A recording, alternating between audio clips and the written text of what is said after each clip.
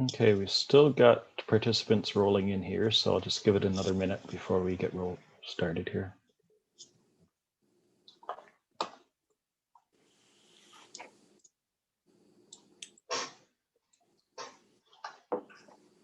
All right.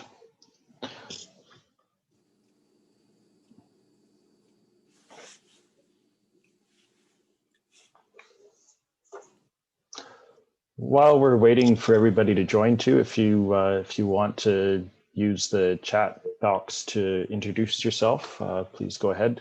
See, Jeffrey, you've kicked it off here, so welcome.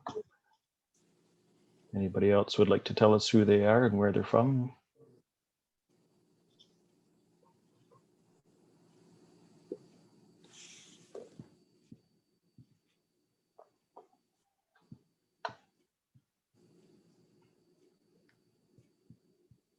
All right, looks like the influx of people has slowed down a little bit, so I think we'll get started now in the interest of time. So welcome everyone to our Saturday session of the Guelph Organic Conference.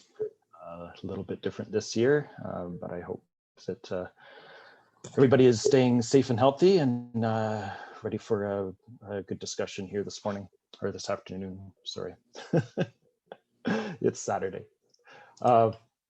So what I want to do, start off with the introduction, acknowledgements, some housekeeping items, and then we have Gary Zimmer with us live, and then he pre-recorded the presentation. And so we will go through the presentation and then have a question and answer session following that. My name is Rob Wallbridge. I'm the chair of the Organic Council of Ontario. I'm also joined by Carolyn Young, who is the executive director. The Organic Council of Ontario is the voice for organics in Ontario. We represent the entire value chain from producers all the way through to retailers. And I wanted to thank Tomas Nemo as well, the Guelph Organic Conference founder and organizer, for putting these sessions together. We've had a number of sessions this week, and he partnered with a number of organizations in the Canadian organic sector, like the Canada Organic Trade Association, Canadian Organic Growers, and the Ecological Farmers Association, to host these webinars this week. And I've been able to tune into a couple, and they've been really great experiences. So thanks, Tomas, for putting this together for us. And I'm pleased to welcome Gary as well. I've had the pleasure of listening to Gary speak a number of times over the years, and it's always been a really valuable experience. He's somebody that can take a lot of the more complicated concepts of biological and organic farming and really boil them down to a practical level that is easy to understand and implement on the farm. And so Gary's probably been one of the biggest influences, along with Neil Kinsey, in my own approach to agronomy and farming. And so it's great to have him here with us today.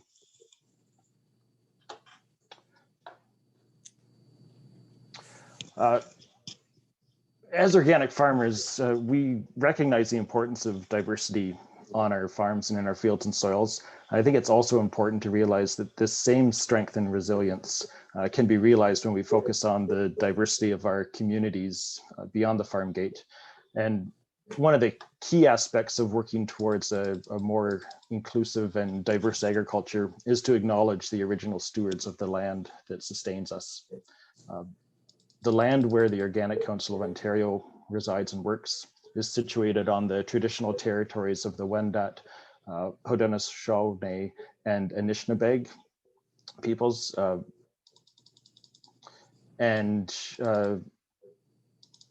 invite everybody here. Of course, we have people joining from across the province, across the country, and across the continent.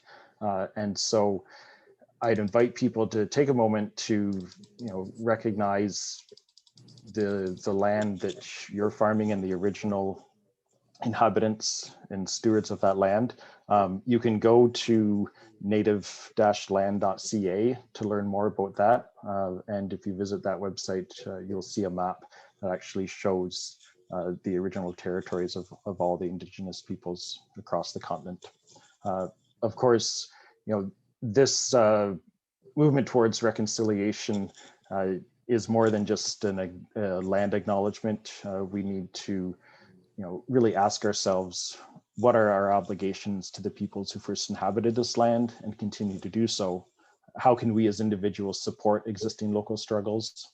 And how do we live and farm as good treaty people? So again, please take a moment to reflect on that. And to learn more, you can visit the Native Land website. Couple housekeeping items here as well. As I mentioned before, we'll have a question period at the end of the presentation. Sorry. If you have comments during the presentation, you can send it during chat, and I can see the chat box here is quite active. So that's great. Please continue to use that. Again, there is an option here when you're entering a chat, whether it's visible to just the panelists, so Gary and Carolyn and I, or whether it goes out to all the attendees as well as the panelists. So if there's something that you need to ask, want to keep private, then please go ahead and use that. Otherwise, you can send it to everybody to keep the conversation going. There's also, you'll see at the bottom of your screen, you'll see the Q&A button. And so you can use that to ask questions during the presentation. We also have the functionality you can actually upvote a question. So if you see somebody else ask a question that you'd really like to see answered, you can upvote that question and move it toward the top of the list. We have, let me see. We have over 100 people in the room virtually with us here today. So obviously we probably won't have time to get to everybody's questions. But if we can use this Q&A function to prioritize questions, you can also comment on questions. So if you wanted to add to a question or even offer your own answer to a question, please go ahead and do that at any point during the presentation. Again, if you're having trouble participating, you can either use the chat function or the Q&A box, or you can contact Zoom directly, and they're probably best equipped to deal with any more complex technical issues. I think that covers most of the housekeeping items. We're also really pleased this year the Guelph Organic Conference is pleased to be partnering with Yorkshire Valley Farms to expand the Eco Scholar Award. Of course, that's a long-standing tradition at the conference. And this year, Yorkshire Valley Farms has taken a leading role here to expand the award. There's a total of $10,000 that will be distributed to 4 deserving students. It's open to all residents of Canada except Quebec who are 16 years of age or older and are full-time students actively enrolled in a Canadian academic institution. So to apply, submit a video in which you share what role you hope to play in the organic regenerative movement. Application details, including full rules and regulations, can be found on the Guelph Organic Conference website under the Eco Scholar tab. Submissions are due March 19th, 2021. Please share this with all the students that you know in your communities. This is a great opportunity to help support and guide the next generation of organic regenerative leaders. Okay.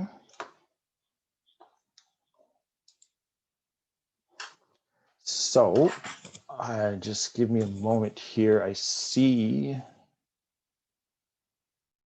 a raised hand. So I'm going. Rob, sorry, just to clarify, The raised hand doesn't actually allow people to open their mic in this format. So that was an No. old. Normally the Organic Council has a format where you can, but this time it's a webinar format. So yeah, we'll just take the comments and the questions via chat. Sorry about that, everyone. Yeah, with 100 over 147 people in the room, it's yeah, finding the people to mute or unmute is going to be a challenge. So again, you know, please share that, share anything, any questions in the chat or Q&A box. Yes, Julie. Yeah. So during a webinar, the unmute button is disabled. Again, just to avoid a whole bunch of background noise from interrupting us.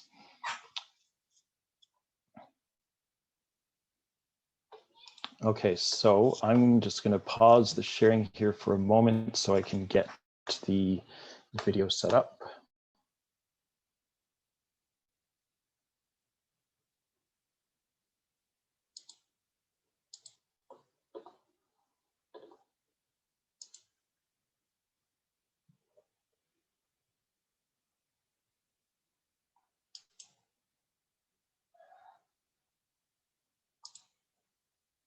Just bear with me here.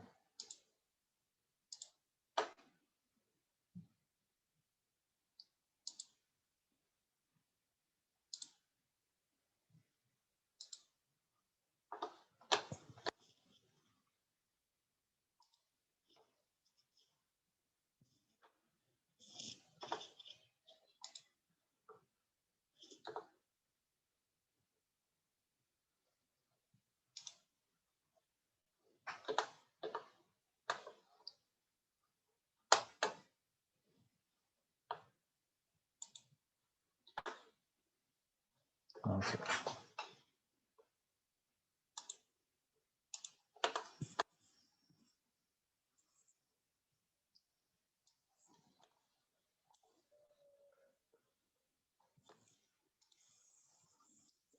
Go.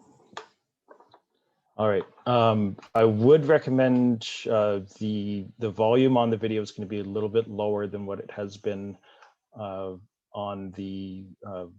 the mics here. So if you want to adjust your own volume, headphones are also a really good option if you want to use that.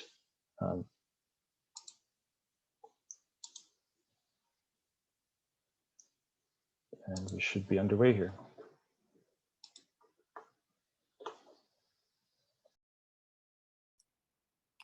Rob, it's still not on the main screen.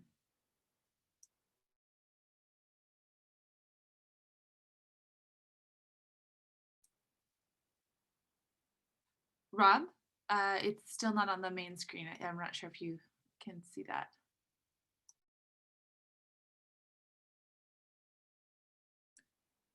I'll just say while Rob's figuring out, he's just got to share the video with the screen. I'm sure it's going to take a couple seconds. I'll just say to everyone, thank you so much for attending. And if you aren't already, take a look at the website for the Organic Council of Ontario. We represent all organic operators in the province, but we have different levels of membership, and any support that you can give helps us continue this kind of programming into the future. We've got some things going on right now.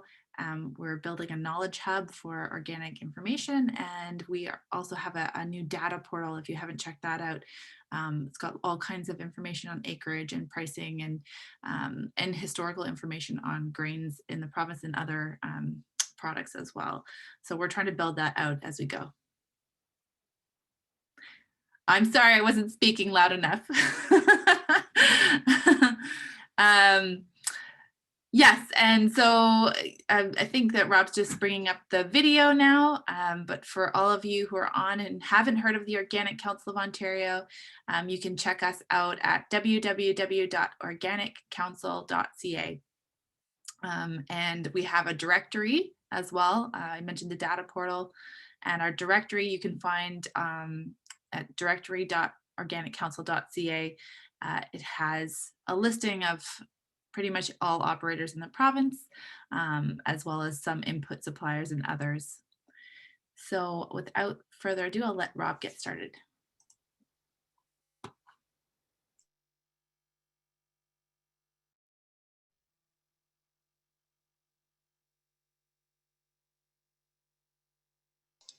All right, I think we're ready to go here. Can you see the video screen now, Carolyn? Yes. Perfect. All right. Hi, good afternoon, I guess it is. I'm Gary Zimmer, Midwestern BioAg and Otter Creek Organic Farms, and I'm considered the father of biological farming by many, and we're going to talk about the topic is advanced organic crop production ideas. Now, you may not think that it's advanced, or some of you may, there may be some things you haven't thought about before. I think every farmer's got things they can do to improve their property, whatever that may be.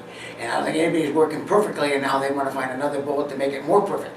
So I think whatever that limiting factor is, it's what you take soil tests for, it's what you study for, that's what you do 10 classes to get ideas on how do I find that, and how do I correct it and move on from that, and how do I make changes on my farm. You'll see that at my own family farm. We do some pretty radical things as we see, as we grow and we learn. I've been at this for 40 years, and I learn new things all the time. And I'll talk a little bit about carbon sequestering today, because I think there's a lot of future there, and I think I've got a better understanding of that. So we have about an hour, a little more, and hopefully I'll get my points across. And you're certainly welcome to contact me, or I guess we'll have some time for some questions at the end. My family farm is Otter Creek Organic Farms. We've been at it since 1994. We used to milk 300 cows and have 600 acres. And now we're milking 80 cows and farm 1,500 acres. And so a lot more cash cropping. And the dairy herd is also really radically changed. And I'll talk about how the cropping farm end has changed. Is that the dairy farm is now only the 80 cows are milked just once a day, and they're seasonal, and they're 100% forages. And so we're trying to make a life out of dairy farming in the States. And then when I got into this, I'm a dairy nutritionist by training, and I got into it to create these super quality feeds. And what I want to point out, there's some indicators that go on your farm. If you're tissue testing or looking at feed tests, and some of those indicators are really calcium. If the crop is known to have this level of calcium, I want to make sure you're far and above and exceed that. I'd like to see phosphorus. If I look at phosphorus as the hardest mineral to get into a plant. Magnesium is another hard one to get into a plant. These levels on this feed test, which is on our own farm, are about double in phosphorus and double in magnesium as normal feed. If you show me that kind of a test, I'll show you what kind of a farm you got. You've got to have biology working. Those minerals are biological minerals. The other one down here is manganese. Our soil test says we're low on manganese, but the feed test says we're really high in manganese. That means that that's a biological mineral. So there's indicators. I say calcium, phosphorus, magnesium, boron. Get those really high and indicate how your soil is working. So you can monitor not only your soil test, but let's monitor the crop. And we do it through feed tests because we're a dairy farm. So today, years ago, I said we called it biological farming when I started this 35 years ago, and I had some partners, because we wanted farmers to focus on the biology, not just the soil chemistry. It's not just about how much nitrogen I put on or how much phosphorus. I wanted them to think about biology, and so we called it biological farming. Well, now we got every kind of farming system available out here to you. Theory of constraints is from South Africa, and it's very elaborate. And it is really true, if you could figure this out, is what's your limiting factor? If we could find your constraint, fix it, and move on. And of course, that's the hard part, is finding it, and then they've got a whole system of all things you got to look at, from biology to trace minerals and on it goes. Regenerative, the flavor of the day in the States, it seems like, and probably in Canada and other places also. And I like the word regenerative, and I always try to joke about it. I don't know if I offend anybody, I'm not intentionally trying to do that, but if everything had been working really perfect in our conventional farming world, or in our biological farming world, we wouldn't have to regenerate it. So soil health and regeneration are the topics talked about now. So it must not be very healthy, and it must need regenerating. Well, how do you measure success? See, ideally, we shouldn't use all the biotechnology, insecticides, fungicides, herbicides, pesticides. We use organic farms, don't have those tools. You're going to have to figure this thing out. So regenerative is too constraining to me, because they said you got to have livestock and you got to do no-till. I think they see my thing is in life is that you all got different soils, you all got different farms. Figure out what fits your management, your farm, and the crops you're growing. It's not about following somebody else's recipe that lives halfway out the other side of the world. And I see soil health, and I'll talk a little bit about that. Sustainable. I don't really like the word sustainable. Get it regenerated first, and then sustain it. I'm cool with that. But to start out as a term out here, that's kind of good. What does that mean? That usually meant low input farming. It's like no-till. There's nothing wrong with it. Why would you till if you don't have to? I say tillage with a purpose. We'll talk more about that. But no-till is not a farming system. It's a farming of not tilling. Organic. It's not a farming system. don't do this, and don't do this, and you'll be certified organic. So be a biological organic farmer. That would make more sense. Get it healthy in biology and mineralized, and then farm organically. That's a marketing opportunity. And so there are all different kinds of systems of farming. Now, biological farming, way back in the 90s, I put rules on it. So any other game you play, you got to have rules. So it's down to 6 rules. It's really down to 3 things. How do you deal with minerals in the chemistry of the soils? How do you deal with the biology? And how do you deal with the physical? Make sure it's loose and calm, make sure air gets in the soil, water soaks in. You've got jobs to do. So we start out by taking a soil test. If we want to balance your soil using higher quality materials, we want to look at more than just P and K. There's calcium, sulfur, zinc, manganese, iron, copper, boron. There's all kinds of different minerals. And then we want to use the fertilizers that do the least damage. I want to have them buffered. I want to have the fertilizer have a certain pH. I want to do things that fit the farm. I don't want to sell fertilizer on solubility and price. I want to sell it on performance. And we want to use homogenized trace minerals. Trace minerals are huge in keeping plant health. And so you just can't go buy a pound of zinc and spread it out there. So we've been making homogenized trace minerals at Midwestern BioAg for 15 years, and we add carbon to them and we lower their pH. So there's things you can do to make sure you're delivering minerals in a carbon biological cycle, and I'll talk about that many times during the day. The next one, you're organic, so pesticides, herbicides, and nitrogen in minimum amounts. Well, you're organic, but you can do product substitution. I just work with a farm in Nebraska right now, and they're so hung up on the nitrogen. They're going to put on 20 tons of compost with 20 pounds of nitrogen, or 10 pounds of nitrogen per ton, to make sure they get the numbers of nitrogen. I'm concerned about that. Because we got to watch other things in compost besides nitrogen.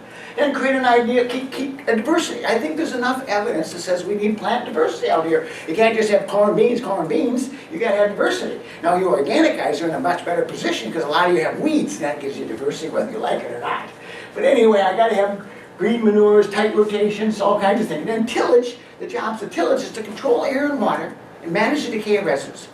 Water's got to soak in. It's got to come back up. There's got to be an air exchange with the soil. And I got to have the residues breaking down, otherwise you'll have disease and insect problems. I like shallow incorporating of residues and deep ripping. I like strip tilling. If I was conventional, I'd be a zone tiller tomorrow. And then feed the soil life using carbon from compost, green manures, livestock manures, and a good source of plant available calcium. And we'll talk more about that. So, I'm not trying to sound arrogant. I'm trying to say I'm old. And that means the fact that I think we got it figured out, folks. I think it's all figured out. In my lifetime, and maybe I'm a slow learner, but in the beginning, I'd read these books and that books. There weren't many examples of people doing this thing. But in my lifetime, I say, we got it figured out. Farmers, researchers, scientists, agronomists, consultants out here, there's a lot of us that certainly got it pretty well figured out. We understand the nutrients. We know there's more than 3, and we know there's certain ratios and there's certain sufficiency levels in the soil. We understand biology. We know it can't be plow digging and discing every year. You got to create an ideal home. You got to feed it. You got to make sure it's got the right conditions to grow and thrive. And you got to have a real diversity of biology, so you have a diversity of trouble. If you got just corn and soybean stalks out here again, you're going to have disease and insects build up on that system. So the more diversity of plants, the less disease and insect problems you're going to have. We have the knowledge for proper tillage. I'm not saying that, I've been to farms, I was just some the other day, they're horse and buggy farmers, and they shallow plow. That's their best option out here. It doesn't matter, don't get hung up on the practice, get hung up on the result. And the result is I want loose, crumbly soil with lots of earthworms and biology in it. If you plow, dig, and disc every year, 3 times, and you got that, then people ought to leave you alone. But I then want to see it, because obviously there's common sense. I'm a real believer in leaving middle zone alone. You do anything you want to the top couple inches, but leave middle zone alone and make sure the water soaks in and comes back up. So, that was my introduction. I know I'll try to keep this within time frames. There's time for questions. What's known about soil chemistry? I already mentioned some things, and I'll go through this fairly fast. There's more to it than N, P, and K. There's 20 plus minerals known to grow crops. There's plant-soluble calcium is essential. Now, just having the right pH and you're having a certain perfect soil test is never what grows a perfect crop, because your soil has a certain ability to dish things out. Just because it's got a perfect soil test doesn't mean it's got perfect biology and perfect structure. But soluble plant available soluble calcium is the nitrogen for the conventional farm. They can't farm without it. You can't farm without that if you want to have healthy mineralized crops out here. And there's ratios between the minerals. And there's sufficiency levels of those minerals. And there are different sources. You as an organic farm, you can use any source that anybody else can. You're not limited to any sources. So I can put on zinc, manganese, iron, copper, boron, phosphorus, potassium, magnesium, calcium, nitrogen.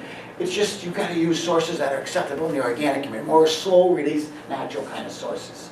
And minerals belong in that carbon biological cycle, and we'll talk more about that. And there's a soil correction, why you take a soil test. I'll go over these things here shortly.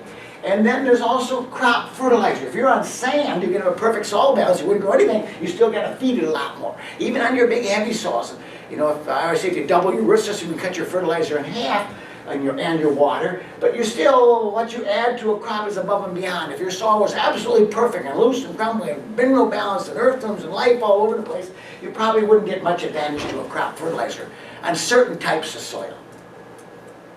And organic is about prevention, not product substitution. We're going to get it healthy and mineralized if we want this to work. So in the fertilizer industry, there's not many products. You know, you got your minerals and different sources out here. Soluble, as an organic farmer, you don't have very many soluble nutrients. You got some in the middle, like gypsum and potassium sulfate. But then we got the slow release kind of stuff is more where the organic lies, and that's why it's a different farming system.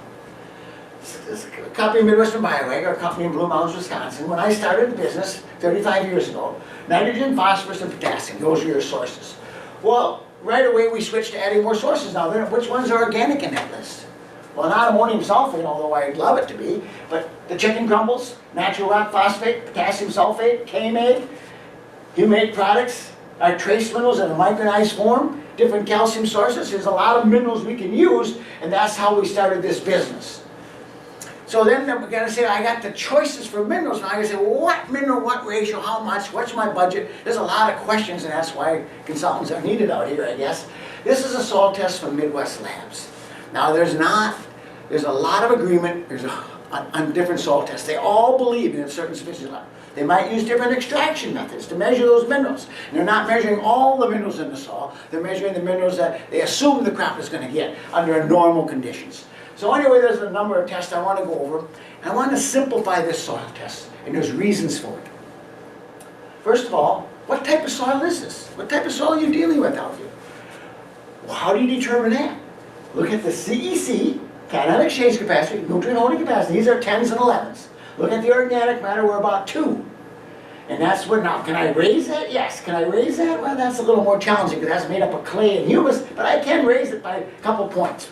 And that gives me more capability, more resilience. And then my third thing that tells me what type of soil it is looking at pH. And I'm going to tell you, if you get a soil test back and the pH is 9, the numbers are not very reliable on that test. If you get it back when it's 5, 6, they're not very reliable. 6, 8 to 7, 2, and the numbers are what they are. So you got those odd situations, you're going to get phony numbers. But anyway, so now I know that this soil is a kind of a lighter soil, sandy loams, 2% organic matter, around 7 pHs. So I don't, so now I can continue on the rest of my tests, and there's not really much I want to see those increase, so I want to test every 3 to 5 years as a benchmark. So this is going to give me clues as what I do to move my soil forward. The second thing is let's look at phosphorus and potash. They're major nutrients. I know I said by now, after years and years of putting on phosphorus and potash for conventional farmers, I tell them, we must have that fixed by now. Can't we move on to the next levels? Well, I like my phosphorus levels to be fairly high. And I'm very bold and blunt about that. You need to get sugar translocated, you need to get healthy roots on a plant, you need to get things that operate in a plant, and adenosine triphosphate, energy flowing, phosphorus is key. Just having a high phosphorus soil test, I showed you that feed test, does not guarantee it gets into the plant. But I like these high levels. Now these are extreme. This farm had a lot of manure on it before we bought it. So the P1, the readily available phosphorus, is in the hundreds, up to 186. And the reserve is about equal. So when the reserve and available is almost equal, it gives you some clues. This soil test is going to give you clues, but oh, my phosphorus is absolutely perfect. Now some of you say, oh my gosh, universities say have it at 25, and you're saying 50, and then yours are at 100. As long as that doesn't leave my farm, and that's erosion, I'm happy with those numbers. Now if I had sand, that might leach out, but that's not going to leave my farm unless I let my farm erode. Potassium levels are fairly strong on this farm, and that's something I can spoon feed to grow the crop. What about calcium and magnesium? I'm in a part of the country where magnesium levels are really high. I'll talk about this more a little bit later. So this soil is unusual because calcium levels are in the 70%, and magnesium is around 16 to 18%. So So normally we'd be 25 to 30% magnesium and 55 to 60 on calcium, but this farm has had a lot of poultry manure from laying hens. That's why the high phosphorus, that's why the high calcium. So now a lot of you organic guys are going to, maybe in Canada you got different rules, are going to use poultry manure for their nitrogen source. But poultry manure doesn't come alone. I don't mind the fact that it drives phosphorus up at least to a certain level, but driving this calcium levels up to 70, 80%, you're going to have to quit at some time. You're going to have to learn to grow nitrogen. It's the only nutrient you can grow. You can't totally depend upon chicken manure forever. And then the last one is really about trace minerals.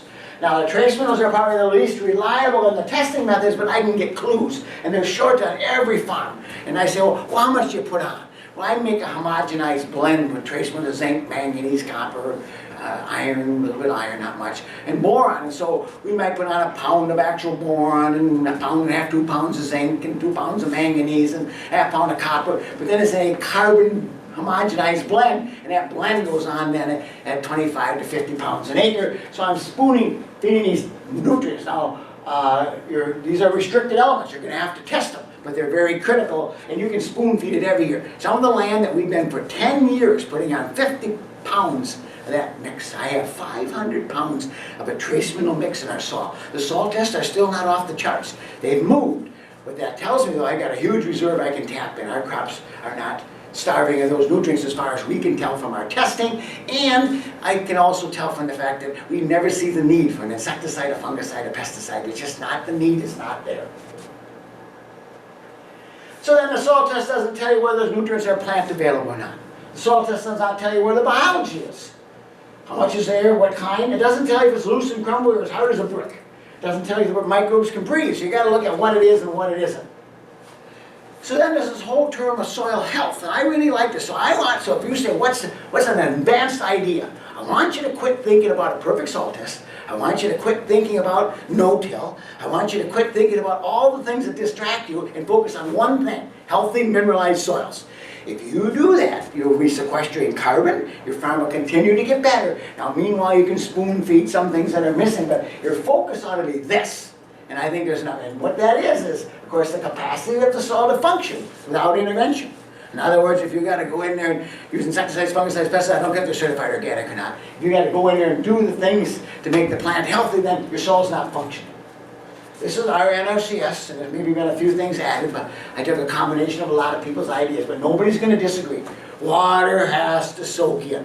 If you got lakes out in your field, there's a problem. If we get those wet spells or the ground gets really tight, that's why we run an inline ripper to get the water to soak in. They can't be waterlogged. They're living, live, breathing organisms. Nutrients got to cycle, and that means I got to have constantly having plants turning around in the biology of cycling, things rotting, putting back into the ground, cover crops, compost. I got to constantly recycling nutrients, and if I haul off a lot of hay and sell that, I better make sure I'm replacing the organic matter and the minerals. Minimum disturbance. What does that mean for you? It means to me I can do anything I want to the top couple inches, and I got to be careful on the middle zone. I can't have a crust on top of the ground. And that's what's wrong if you got to be careful on the 100% no-till, because if there's a crust there, see, shallow and corporate, and get this little wicking effect in those straws, and with those straws and corn stalks and things, but it's got to be able to breathe. And you can't, if it's bare and the raindrops hit it, it's going to crust. Calcium and sulfur go a long ways to make that difference. I need a diversity of plants. Rotations and different things, and like I said before, weeds. I gotta have living plants in the soil all the time. Having bare ground, plowing in the fall, hoping something gets better in the spring. Living plants give off juices and exudates, and they feed the soil life out here, and they also protect your soil. And I need minerals. I need to look at that minerals and get certain sufficiency levels of minerals, and I gotta manage that decay risk. So really we're down to my things: physical, chemical, and biological. And so the soil health is the capacity of the soil to function. Organic matter, water permeability, structure, biology, is all things you can measure in soil health. It's hard to look at the soil, and you can see the soil health, but you can't see the minerals. You almost got to test that. So soil fertility then is the exchange of nutrients. And that would come from off the sites on the soil, that would come from what you add, that come mixed with the compost you put on, or manures. So it's nutrients, and it's the right pH, and it's the right holding capacity within your soils. So chemistry, I think we got to figure it out. So now you got to start with a soil test and add what's there, and you got to use some common sense and think about what's you're importing or exporting nutrients, and think about where your soils are, what things you do need to correct it, and then look at the right kind of sources and live within your budget. What about biology? Well, I can't look at a soil and tell you how many minerals in it, but I can smell and look at a soil and tell you what biology is. Is it loose? Is it crumbly? Does it smell like the root cellar? Are there earthworms crawling all over? You can actually, I'm not opposed to testing it, but testing soil for biology is like doing a water-soluble soil test. It's like doing a tissue test. You're doing it at a point in time, and next week when it rains and it hadn't rained before, it's going to change. Biology will change based on what you're doing throughout the year and give you clues. I don't know what's the perfect time to test it. If you're monitoring success, I mean, it's a hard one. You can do it at the same time of year each year. So I mentioned about soil health. So the soil biology you can actually see and smell, and I got to measure some of these other things. You can control not only what lives in the soil, but how many. It says from 5,000 to 5 million bacteria per spoonful of soil. Wow. You can say, well, why don't you go to the upper side of that list? But you got to feed them. You got to look at what you're trying to accomplish. Soil life likes its food on top and it likes to be left alone. And plants determine soil life. It took me years and years and years to figure this out. The plants that grow in there give off exudates, and you know this is true because of nodules on soybeans or alfalfa. That rhizobium lives pretty specific. The one on the alfalfa lives on alfalfa. So the plant, alfalfa plant, takes care of that rhizobium, creates an ideal home, and lives in a symbiotic relationship. How the roots are developed, if they're deep tap roots, all those things have determined soil life. If some give off exudates, if some plants want more phosphorus, they'll live symbiotic with mycorrhizae to bring it in. So the variety of plants, that's why these cocktail mixes and varieties, some of them bring up moisture, some are deep rooted, some are shallow, and that's why that diversity is really there. And soil diversity comes from feeding different foods and at different maturities.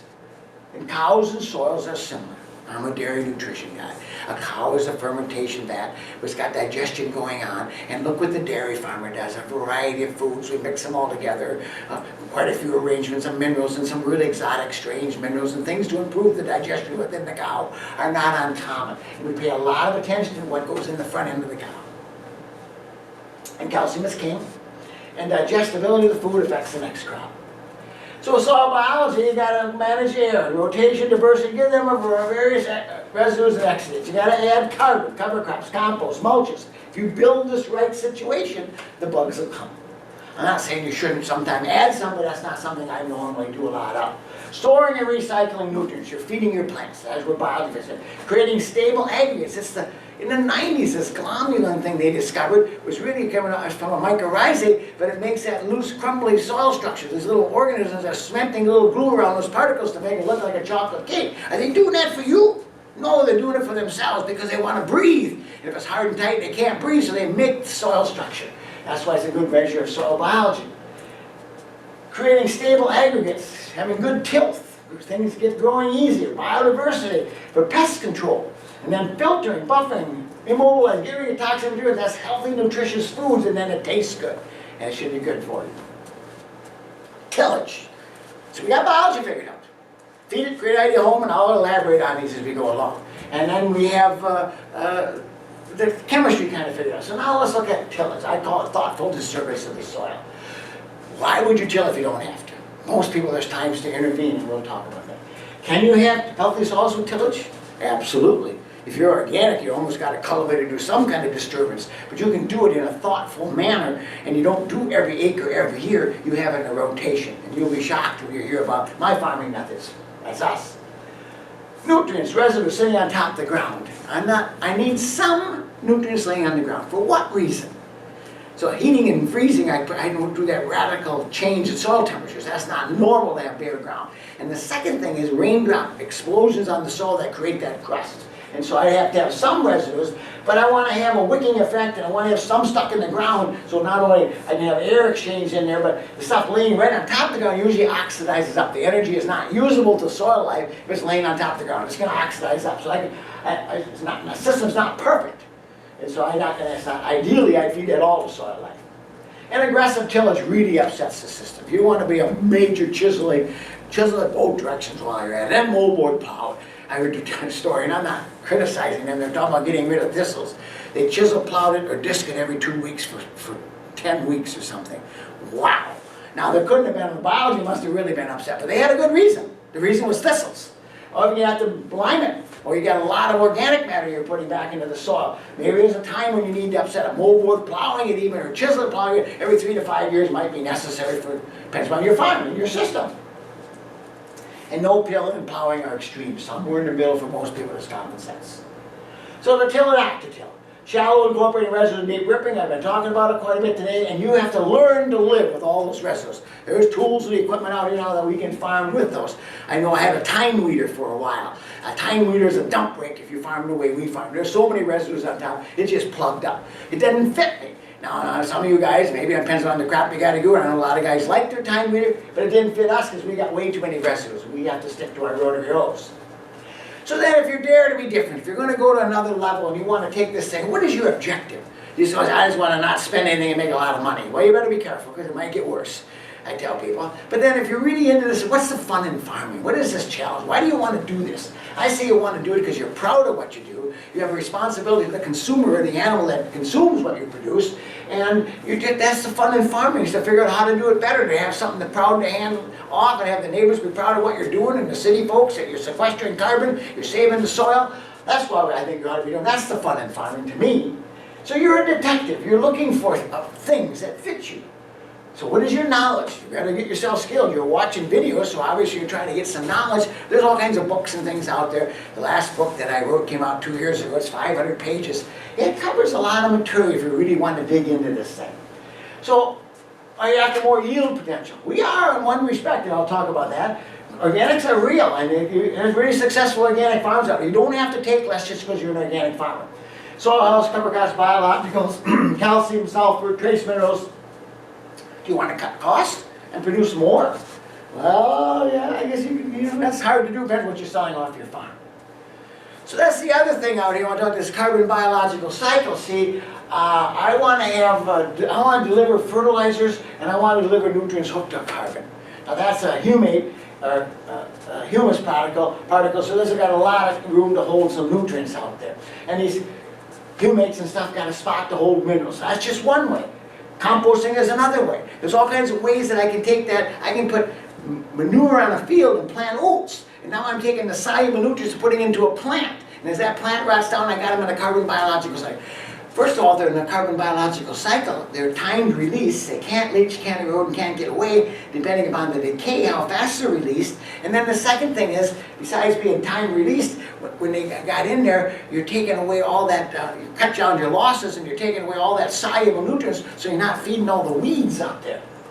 So I got it described down there. It says, when would you want to have a green carbon? When you want to have a brown carbon?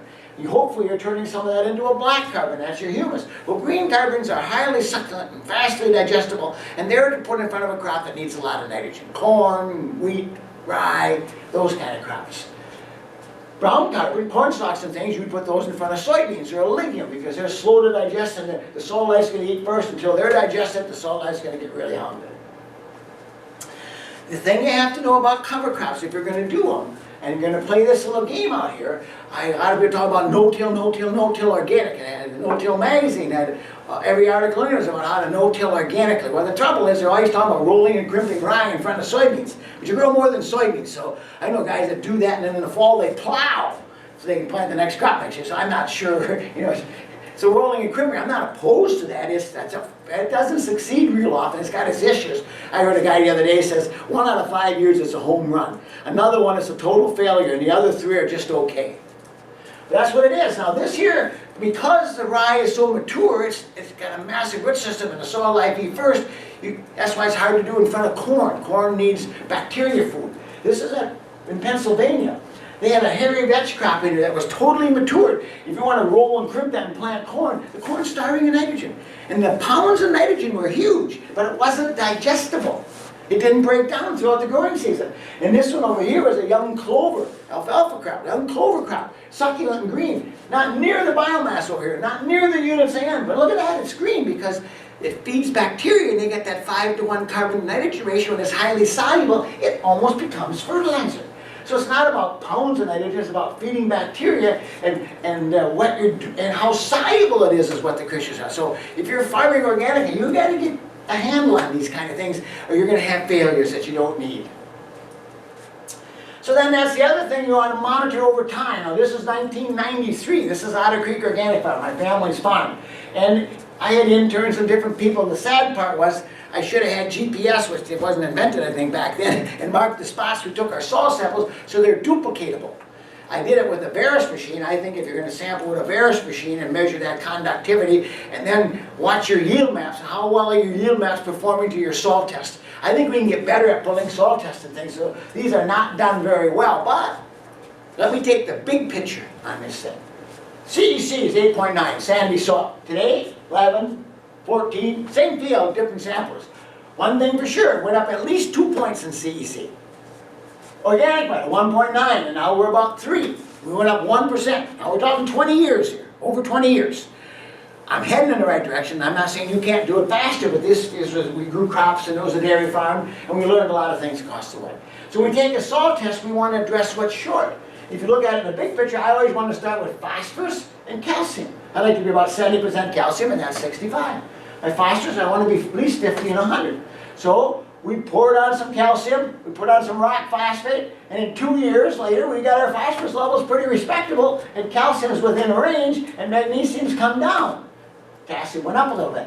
That was all done with cover crops. We didn't have any livestock at the time. So as time went on, you can see over in 05, now my phosphorus, organic matter is 2.4, but phosphorus is 60 and 173, and you say, woo, woo, it's really high. I'm not opposed to that. You better make sure you're adding zinc when you do that. Calcium 72, magnesium 22. You know, that's in pretty good shape.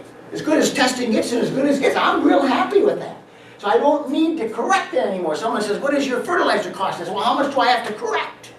It was in really that kind of a shape. Now if we go down there and look at that, and you can see where these mineral levels are, is the other thing I did by taking the CEC up. We used to have 78 parts with a 2.2 on potassium.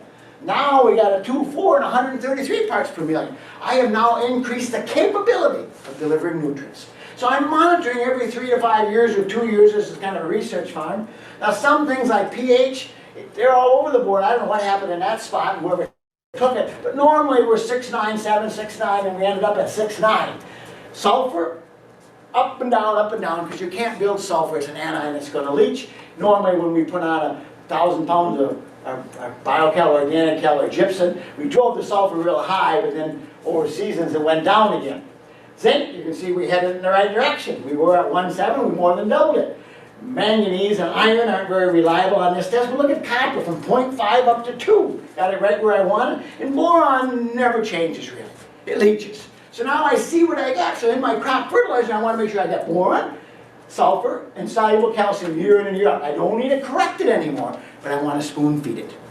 So there's ways you can look at. So have you utilized this to its maximum? Have you really gone to the direction? And are you satisfied with that end result out there? And then this is the field that we grow the crops on. I try to interseed it. And you can see the corn was so big of silage corn that the interseeding got shaded out and didn't do well. That hasn't worked well on our farm, but you can't grow 10, 12-foot tall corn and expect that little guy down there to make a living. So then the other thing that's going to lead into our farming methods and things, if we're talking about ideas, I'm trying to throw out ideas to say, come on, grasp the common sense, recognize that we know the things we need to know, and then say, what kind of a farm do I want to have? This is in Virginia. This is a vegetable farm, and I learned a lot from them. It's a 25-acre CSA, $1 million CSA vegetable farm with 25 acres getting ready to farm and another 25 acres in production. So this is in production, but they still got clover in between. And they build compost and grow cover crops and take the year off to get it ready for the next year on half their farm. Now they could move over and grow it here and be in a kind of a virgin soil the next year. That's what you got for land, but it's kind of fun to give the land a rest. They might plant 3 crops in 1 year and put the plastic down, and so then the next year it'll be kind of left in soil building. So if you're going to grow a high expensive crop with a lot of work into it, not a bad idea. Getting it ready to farm and then farming it. This is out in Colorado, and that's the other thing we can see is people, I follow people, I've been all over this planet since I've written those books, and this guy's a potato farmer. 1 year soil building, 1 year potatoes. Now, these are a cocktail mix. Now, he has added cattle to his farm, and I'm not sure it was a right move or wrong move, but he's not letting getting the biomass. These are light soils in center Colorado, and they're way up in the mountains. It's a low, cold area, but look at that beautiful cocktail mix. Look at all the mustard and all the things that are in there. You got to clip it now, but you know potatoes, there's no such thing as no-till. On potatoes, you're going to have it clean and worked, and there can't be any residues. How are you going to harvest your potatoes? So 1 year destruction, 1 year building. Look at it that way. I went out there and I was trying to do a little story about this thing because I was told that mustard, any yellow flower brings up calcium, like dandelions in your pastures are a sign you're short of calcium, and the dandelion's trying to help you bring up more calcium. Anyway, yellow. So I did test the yellow flowers. This is a biofumigant mustard, but you see the calcium, the nitrogen, the sulfur ratio is 3 to 1. Normal plants, we'd like to see that 10 to 1. In your alfalfa, 3 to 1. That means they got a lot of extra sulfur. That's why it stinks. That's why it's a biofumigant. That's why it goes after cysts and nematodes. But look at the calcium. Now that, look at the phosphorus. It's taking up a lot of minerals. Now the magnesium is low because you can't have high potassium and high magnesium. And I would say the other thing that's kind of marginal is copper. But just let one plant is fairly digestible. So I mentioned the soil fertility before. And anyway, I want to get down that same farm, then we put a ton of compost on every year. So after the cover crops work back in, they put a ton of compost on. They can make designer compost, they can add some mineral. This is earthworm kind of compost. This is out in central Colorado. So because they're taking potatoes off and they know they're doing structure with tillage during the potato season, that they'll add some things to it. This is on my own farm out here, and I'd like to be able to figure out a way to grow a cover crop when we grow our crop, but that doesn't work very well organically. See, our conventional neighbors plant the 1st of May, let's say, and then the crop gets 6 to 8 inches tall. By the middle of May, they can seed in their cover crop. Well, we plant about the middle of May. Time we get down to our second cultivation, it's the middle of June. It's way too late to plant a cover crop, and the corn's already this tall, shading it out. But we grow seed corn, and so we took the males down, and that's 120 acres of seed corn. It actually kind of worked, but you can see it's thinner in here, even though seed corn's a runty little plant. And we spun on a cocktail mix with a 4-wheeler. 120 acres is 80 miles, and nobody will do it anymore because all the corn stalks hitting them in the face. They got a raincoat on and goggles. It wasn't fun. Nobody will do it anymore. But it actually kind of worked. So how committed are you to make things work? What if I gave you that? And I said, you got 2 years to give me that. You see that? No-till, hard-crusted velvet leaf, an indicator of hard-type, anaerobic kind of soils. 2 years later, there it is. That's how we transition land to organic. Cover crops, minerals, we might spend $500 an acre on remineralizing, make sure we got our calcium and phosphorus right, start growing cover crop. And it's in the same field 2 years later. And now it's certified organic. How would you like to try to farm that organic? It'll be a weed patch. And how's the crop going to do? Well, you don't have residues, you got disease problems. Now we got a variety of stuff going on out there. Yeah, we got to start with calcium, that's our BioCal. And calcium is the mineral that changes soil structure. That's your key, that's what you got to do with it. And like I said, on the strip till, the reason I want to show this picture is it's not an organic farm, but look at these nice soils. This was all done by doing nothing but change minerals. They did not grow cover crops. They were a strip till farm, they're corn and beans. They did not grow cover crops, maybe a little bit of alfalfa, 1,500 acres and 50 acres of alfalfa. Their beef is not really going to affect their farm. They don't get enough manure to do it. Look at that beautiful soil. There's earthworms all over. That's just making sure that calcium and the sources of minerals and the balance of minerals is in place. See, a couple things I want to point out. First of all, perfect soil tests rarely go perfect crops.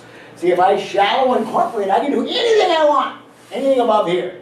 Leave those breathing tubes alone, and that is why chisel plowing is no better than mow. Once you go in here and tear this whole thing back up, not only do you have a chance to tighten your soil, it's very destructive to biology and earthworms. All the earthworm channels, all these roots that go down in there, you better have a really good reason to tear that up. That's the strip till kind of a farmer. And so, you see, it's not about, oh, you did too much tillage. How deep and what kind of tillage? Now, having said that, if you got a rye crop or you're growing a clover or alfalfa crop and it's this tall, I don't know why you're doing that, but if you got to put that in, it's hard to shallow incorporate down to 1 inch. Don't let your big tillage tools run on bare ground. That's how you destroy soils. And the old disc is going through here and cutting off those roots and you got a wonderful cover crop. They're not hurting your soils. Now, you're going to say, well, you can't really violate the principles of the plant. What's wrong with that plant? On a no-till farm. See how shallow the root is? It's not a bad-looking root system, but it's so shallow. What happens when it gets dry? You see the last root here? Look at the difference. So, see, now what's the resilience? I say if your farm's like that, you better have good crop insurance. I want to run the ripper to get these roots to go down in the ground and deepen my everything and get the water to soak in. And if it gets dry, I got a better chance of surviving. I built up my resilience. So the other thing is, we're talking about soils and organic matter, and I'll bring it up a couple times, because maybe then you can grasp it. What ideas are going to stick? I was taught, see, I learn every year just like you do. I was taught for 40 years, I had this belief in my head, if I'm going to raise soil carbon, I got to apply complex carbons to the soil. In other words, compost, mature plants, I got to put fungal food in my soil if I want to build carbon. You saw the carbon levels go up, and we're 5-cut hay people, and we're pretty intensive managers. Now I realize, as I got to reading, Christine Jones from Australia, Jerry Hadfield, and those guys, and they talk about this little term called mucilage. 50%, we always known that, 50% of what the plant produces in photosynthetic juices go down in the soil to feed the soil life. That soil life then lives symbiotically with this root. Not only does it bring in moisture, but it's bringing in nutrients to the crop, but it does one more thing. We don't have to add the complex carbons. Those are sugars and amino acids and things that are coming off that plant. That bacteria, that fungus that's eating on that juice builds complex carbons. I just got to feed them. Let the biology do the complex. I don't want to add the complex carbons. So that was a kind of a, oh my gosh, life changer, adding a little bit more mucilage in there, that sticky stuff on plants, and getting your root system bigger. 1 more gram of mucilage can hold 100 grams of water. That's that resilience. See, just like on this picture here, plowing and disking were blamed for destroying soils. What's the trouble with this soil? There's no structure and no roots. So I got this thing, in my opinion, if you're going to sequester carbon, you're going to need to grow root systems. I think the answer is in the roots. I think the answer is in live roots, dead roots. I think the answer is filling your soil full of roots and biomass. Could be plants you're putting in there, but get it loose and aerated so it can grow all these roots. And that's the secret to being successful in your business, because the weed seeds are going to have a harder time to grow. You're going to have water soaking in the ground. You'll have more resilience. You're not going to flood and make your soils kind of hard. But if you got this situation and you're running a disc on bare ground, you get a compaction layer. Then it gets waterlogged. And then how are those roots going to grow? They're trying to find a crack down through that disc pan. Then they get down to the plow pan and they're stopped again. That wasn't caused by the plow. That was caused by taking the plow on bare ground and having real poor soil structure. Then the little particles of silt get down in there and they make that hard zone. That's why we run a ripper, to make sure the water can soak in and then those roots can follow that zone. And we got to aerate. This needs air to work. This is the university research farm, by the way. If you got that, now you got to realize this is virgin prairie soils. I'm pretty sure you probably don't have that, but maybe that's extreme. Wouldn't that be kind of nice? There's a farm in Australia, and I told him, I said, I'm going to come back and check on you every 10 years. I'm about 10 years behind, and I said, I want to see how long it takes you to destroy that farming. They're a vegetable farm, and so these soybeans are grown as a green manure crop. They had cotton in here the year before. So let's talk about another farming system. I'm trying to branch out and give you ideas. And everybody gets hung up on this thing about they're trying to make dollars on every acre every year. Like, there's a lot of farmers in this organic world. That's why I like seeing the prices come way down right now, because we had to weed out the guys that were going after dollars. Working a farm in Nebraska, I do some consulting on some farms, and they used to be 200 bushel corn, and they said it was boring, so they wanted to try organic, and now they're really frustrated, and I hope you understand that story. And they're down to 97 bushel corn last year. Corn bean rotation. And of course it's down to solid weeds. That's not a farming system organically that's going to work. It shouldn't even be allowed. I suppose he's got rotation, corn, soybeans, and weeds. But anyway, we completely changed our farm. My son is convinced these weather patterns are here to stay. 10-inch rain events in one afternoon, not abnormal anymore. It's really hard to farm. We got about 1,500 acres. You can see we're not on flat, flat ground of Canada, are we? We're in the hills of southwestern Wisconsin. 1 year corn, 1 year soil building. You ready for this? See, we're taking our Lemkin disc across it really lightly. Now, this was so wet in the fall that we had to wait till the ground froze. When the ground froze, we took this tool out and then we bulk spread. You can see mud getting in the basket. We had to quit and wait till it froze. And then we take a fertilizer bug and we bulk spread 3 bushel a rye. Now, that's not what we want to do. That's what we had to do. Now, last fall, we had such a beautiful fall. We just go as shallow as we can to give us some soil. We're going to plant in that. We got equipment that plants in that. We're going to drill that rye in. We try to get all our equipment, except for our tillage and our combines, on the same wheel track pattern. We got 12-foot planters, 12-foot equipment going. We can't pull a 12-foot wide Lemkin. I mean, a 12 row wide, 30-foot wide. So everything, our drill is 30-foot wide. We're trying to stay on wheel track farming. So now we're working that down because we cultivated it and we hilled it up. There's a lot of residues out there, and we're in Wisconsin. I got to get water and I got to get somewhat of a seed bed. We're not going to till this field again for 18 months. 18 months from now, I'll show you before we till it again. So now we're going to give it a rest. We plant rye. We planted the rye. Now here you see we had manure spreader problem, but we fixed that. And we underseed that rye. Now some of my pictures are not what I want to show, but that's underseeded with clover and alfalfa.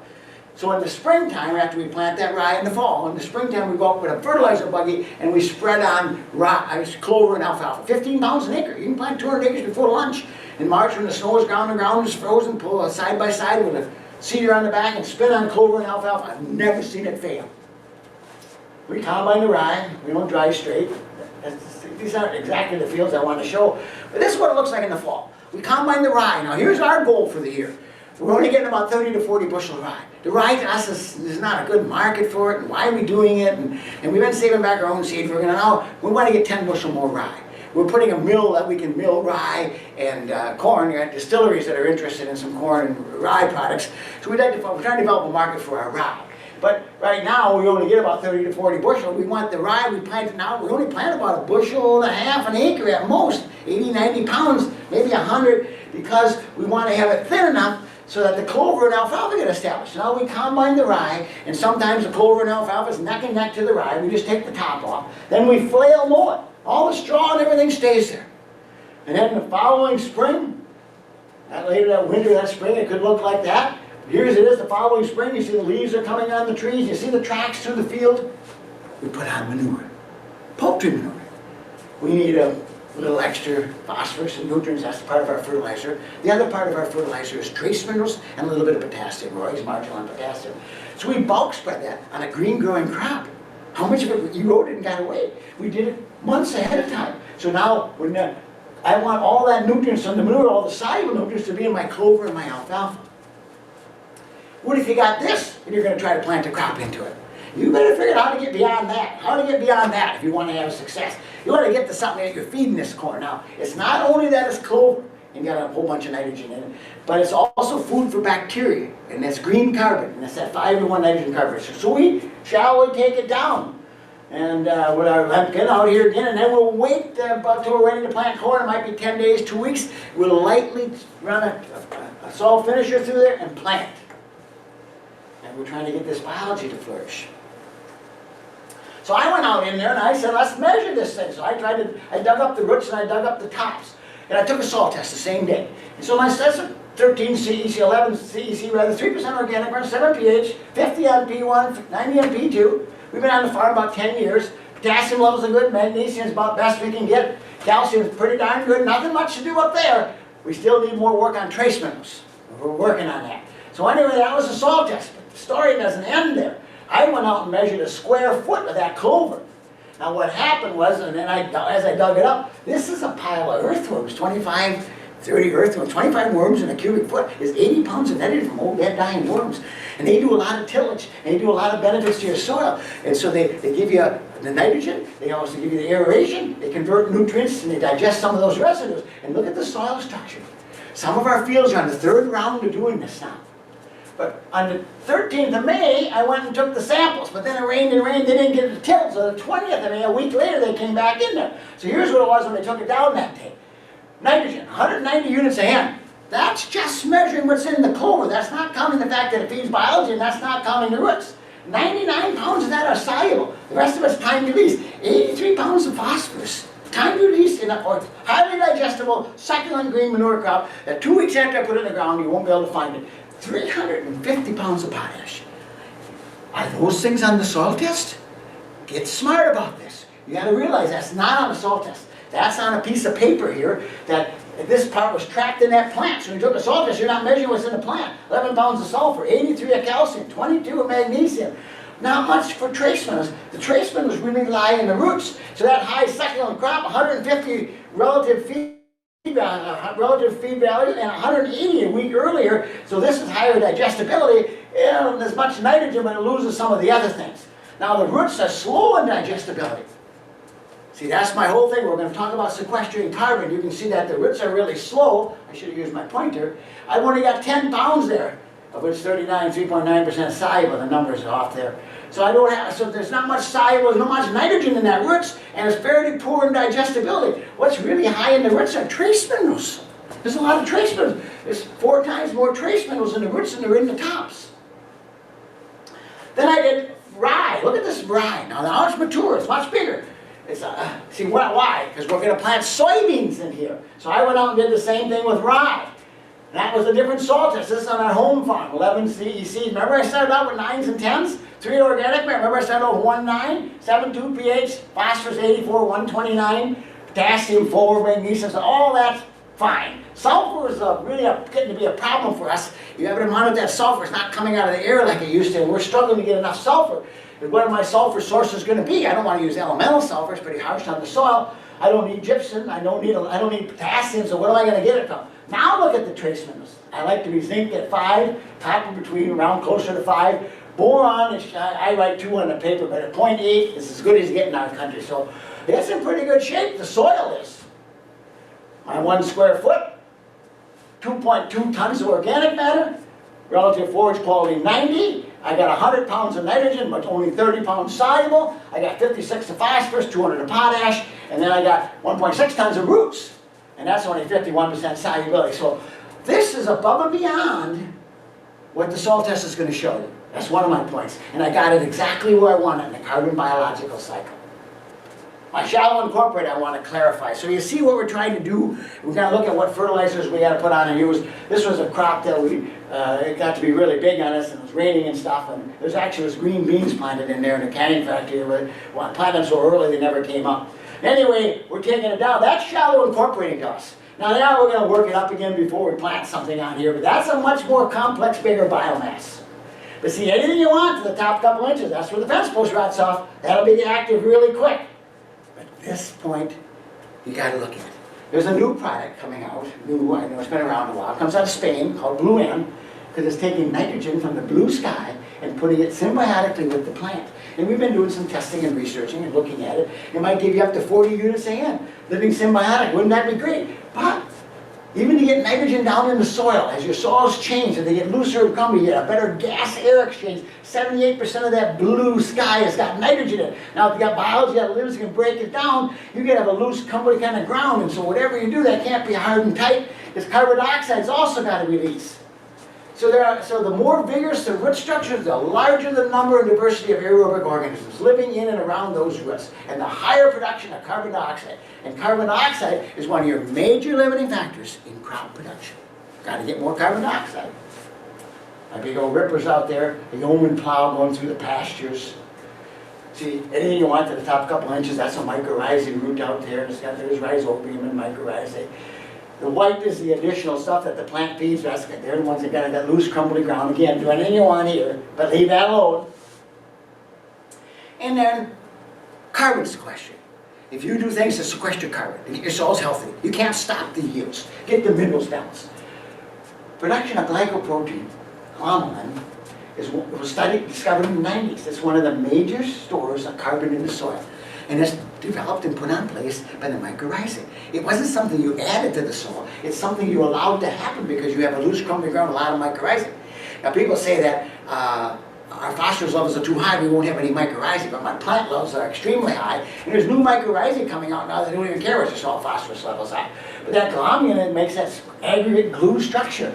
That's sequestering carbons. The complex carbons you add, the mucilages that's coming from the plants, the glomulins and the proteins. So that's all a part of it. So how do you get those big root systems? Make sure that you can grow those roots. That's why I like my strip till thing. What's going to stop them from growing? Well, soluble M, well, that's not going to be a problem for you. Salts, that shouldn't be a problem. You're not going to hopefully put salt fertilizer down. You might have salts and manure. What makes roots grow? Kelp, biologicals, calcium and phosphorus, beautiful soil structure, and managed water. If the plant's got to go looking for water and make bigger roots, the old timer said, if you plant in dust in the spring and fall, your bins will bust because it has to grow bigger, better root systems. I think what's wrong in the States and why we're struggling to grow carbon and why we can't pull it out of the atmosphere is corn and soybeans are not root-building crops. They're kind of in rows, and soybeans got a minor root system, and I think that's where the rye and more diverse things come in. Because there's one more thing. I'm involved with a group here in the States called Rye Revival. Rye is a crop that's here that's going to, I want people to eat more of it. I want people as a flour. We're going to use it to make whiskey. We're going to use it to grow cover crops. It's got the most biggest and complex system. And I learned something again new this year. So remember, you can add complex carbons. You got liquid carbon from exudates. You got the glomalin, and now there's suberin. There's one more word. Go on to your little website and look up rye and look up suberin. It's a compound that's developed as roots grow. And rye is kind of the king of producing suberin. It's a stable carbon that comes out of the atmosphere, carbon dioxide, and it's a stable carbon in your soil. It's being built by a compound called suberin. So rye, it does, because of the massive root system, is putting a lot of suberin in the soil, so there's another complex carbon. So if we're going to build carbonation on all those things happening in your soil, you shouldn't be doing it because there's a government check. Maybe there won't be one in Canada, I don't know. You should be doing it because farming this way, if you want to go to the next level of farming this way and get the stuff we know in line, and then quit looking for the magic pill, and you'll go a long way. I'm not saying adding a little biological things might not help you, but on our farm, we don't do any of that. We go after these healthy mineralized soils, 10, 12 CEC soils, well drained, and our farming system, and all the minerals that we use to grow those crops go a long ways for us. And complex carbons are beneficial. Then there's the mycorrhizal. And all that, let's see how that root is full of mud. That's the, actually it's coming in the soil to feed that bacteria. There's bacteria, fungus, nematodes, earthworms. That's a zone of concentration. And that's why if you leave those decaying roots and the next root goes down that hole, right around this root is the most fertile spots on your farm. And that's why you take a soil test. I'm not saying you shouldn't take soil tests, but remember, it doesn't measure what's in the plant, and it doesn't measure the zone. The zone half-inch around that root system, so that next crop can go down, and that's beneficial. We got soil correction, we got crop fertilizers. When you take a soil test, you're trying to make soil corrections. You're going to add minerals to the soil in order to fix it. If you're low on phosphorus, you're low on potassium, you're low on calcium. Trace minerals and potassium I can spoon feed a little bit. Get the levels of nutrients up to a sufficiency level. Reduce your limiting factors. But then, there's crop fertilizer. This is nutrients applied every year to feed the crop. Now, depending on the type of soil you got, maybe are you full you're feeding? Now, we don't take the time to do that. We might do some that blue end feeding to some of our crops, like our rye. Our goal for the next year or two is to increase our yield of rye by 10 bushel. That means we're 30 to 40 now. We had some hybrid rye that went 60 to 90 bushel. If we can get up to 50 bushel on our rye, it's quite a profitable move. Now, we got to be careful to do that. We don't want to just grow a bigger pile and choke out my cover crop, or I'll have defeated our purpose. We're mostly interested in the cover crop. So we're looking at genetics, and we're looking at the things we can get to add to make that work out here.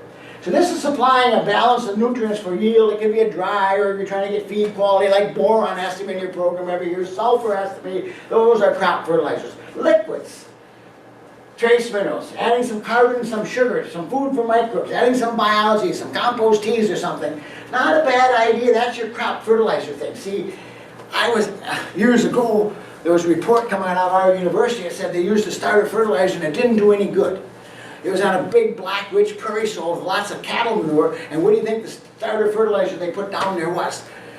DAP and 060, salts and ammonia. Why would putting on more which you already got too much to do you any good? What should that look like? I say that should be a colostrum mix. What do you mean by that? Colostrum, you feed a baby calf? A colostrum mix gets it off to a good start, stimulates the rest. Sugars, biologicals, kelp. You come up with whatever you think. Make sure this zone is good. A little bit of P's and K's. Maybe you want to use some natural type minerals that you want to put down in there. A little soluble phosphorus, depends on your soil test. But that, just putting on sugars and a biological helps, it warms the soil up and helps that biology go and gets it off to a uniform, fast start out here. So the crop fertilizers, what nutrients I leave in your farm? How much I need to replace them? There's the cover crops and green manures. Where are my minerals on it? Where do liquid fit in it? And those are the questions you can dig into deeper. But get your soils right first, and then you should be testing things. We test things all the time to make sure. There was a farm out in Nebraska that tested a product that they put on after each cutting of hay 4 times during the summer. And it didn't do much difference. And then they got a drought in Nebraska and had 1 ton more hay. It cost $120 an acre to buy the product. But they got a ton more hay. Are you willing to spend $120 an acre? American dollars an acre to put on a full year after each cutting hay? Because you got cost of doing it. So I'm saying, we got to figure out a way to do this less expensive, because the product is now mostly used in vegetables and fruit trees. So I'm not saying we're not looking at that thing, but we're going to say, why not? If we see maybe midsummer, put it on right before a stress, put it on after third crop, don't do all 4 cuttings. And I'll leave this whole thing about advancing in biological farming, and this is mob grazing. let's not forget the cattle. See, the taller the plant, the deeper the roots. And I have a lot of fun with this. I see everybody said, oh, nobody did till it. The prairies weren't tilled. Come on, the wolves tilled the prairie by herding the bison. The bison got in a herd, in a mob. And then they stood around and they ate and they stomped half that stuff in the ground and they peed and they pooped. And they actually shallow incorporated residues. And they got all that complex carbon. How much of that you think they're going to eat and how much they're going to stomp into the soil? This is on a dairy farm in Wisconsin. Tall plants, big roots. And he rotates every 12 hours. Moves the cattle out of there and grazes that down. Now that's a lot of cattle in a small area, so don't give up on that system either. So what we're really trying to do is grow more roots, get your soils healthier, and we know enough information what you need to do that. So I'm guessing my time is probably beyond being up. I appreciate your time. I hope I gave you some things to think about. If you got some burning questions, feel free to fire them away at me, and I hope you have a good growing season next year. So thank you very much.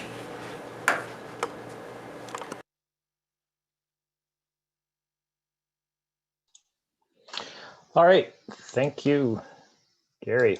I know that sometimes listening to Gary's presentations can feel a little bit like drinking from a fire hose,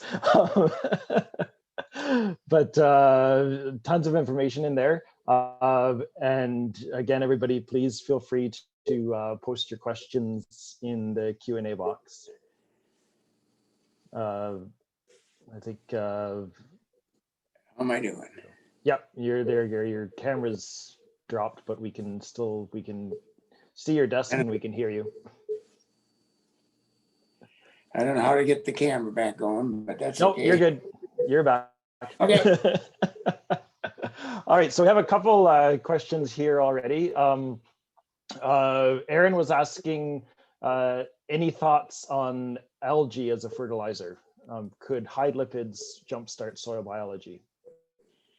And I think that gets down to, and I think that's absolutely right, whether it be compost teas or some kind of biological or some kind of sugar. I've not had any direct experience with algae. I think anything we could do that would be food and would really get it stimulate some biology to get it started. Now, as I tried to point out in this presentation, that as years go by and time goes by, like I said, that rye cover crop corn rotation, we're on the third cycle. Some of these things, then I don't need to keep jump starting it, but maybe right down that row on top of that seed, because it's expensive kind of materials. You're not going to put a ton to the acre. You're going to put a small amount. So where are you going to put it? How are you going to use it? Next question. But yeah, I think it can definitely do something, just like fish and some of these other things can certainly jump start and provide some food for the biology in the soils. Great. Related question here, what is the best source of calcium and sulfur? And I'm not sure, from 123 poop it out, I'm not sure what that you're referring to, but anyway, let's talk calcium and sulfur sources. Well, and I think the thing is, at first, there's the soil correction part. If the pH is low, you're going to lime it. If the pH is neutral, is lime the right calcium source? And my answer would be probably not. It's insoluble. It needs acidity to actually give you calcium. So then let's say magnesium is fairly strong and calcium levels are in an okay range and it doesn't need to be lime. pHs are above 6.5. I got my sources, probably gypsum would probably be the most common out there. There's some other kind of products available, but gypsum would be then, that's the most obvious one that's available. And again, I'm getting, it's a nice sulfur source, and I'm going to get some soluble calcium. 200 to 500 pounds an acre of gypsum is never a bad idea, especially on high magnesium soils.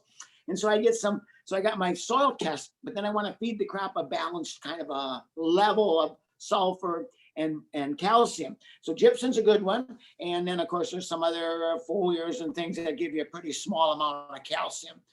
Poultry manure from a laying hen operation, it's got a lot of calcium that went through those chickens, and that's not the same as the calcium that was fed to the chicken. And so there's another way to get some more soluble calcium. So for us, it would be, we got a couple different choices in our product. Let's say we put on gypsum at 300 to 500 pounds an acre is going to give us once our calcium levels are up there. Now where our calcium levels are getting so high, it's a real problem for us. You see, I've spent a lot of time in my life trying to get an ideal calcium level in soils. And once I achieved it, I quit putting the products on, but the numbers kept getting higher and higher and higher and higher, and I couldn't stop them. I should have not used the biggest volume I did. Instead of putting on 2 tons of lime or 3, I should have put on a ton at most and slowly kept so I could continue to add some things. Because right now, as I mentioned in this program, we're really struggling to try to figure out how to get enough sulfur. The sulfur levels have dropped in our tissue test, our feed test, and I can't use much gypsum because my calcium's already high. My potassium levels are fairly high. I can't use potassium sulfate. So where do you suspect I'm going to get sulfur from? Well, we've been looking at this whole concept of putting minerals into compost.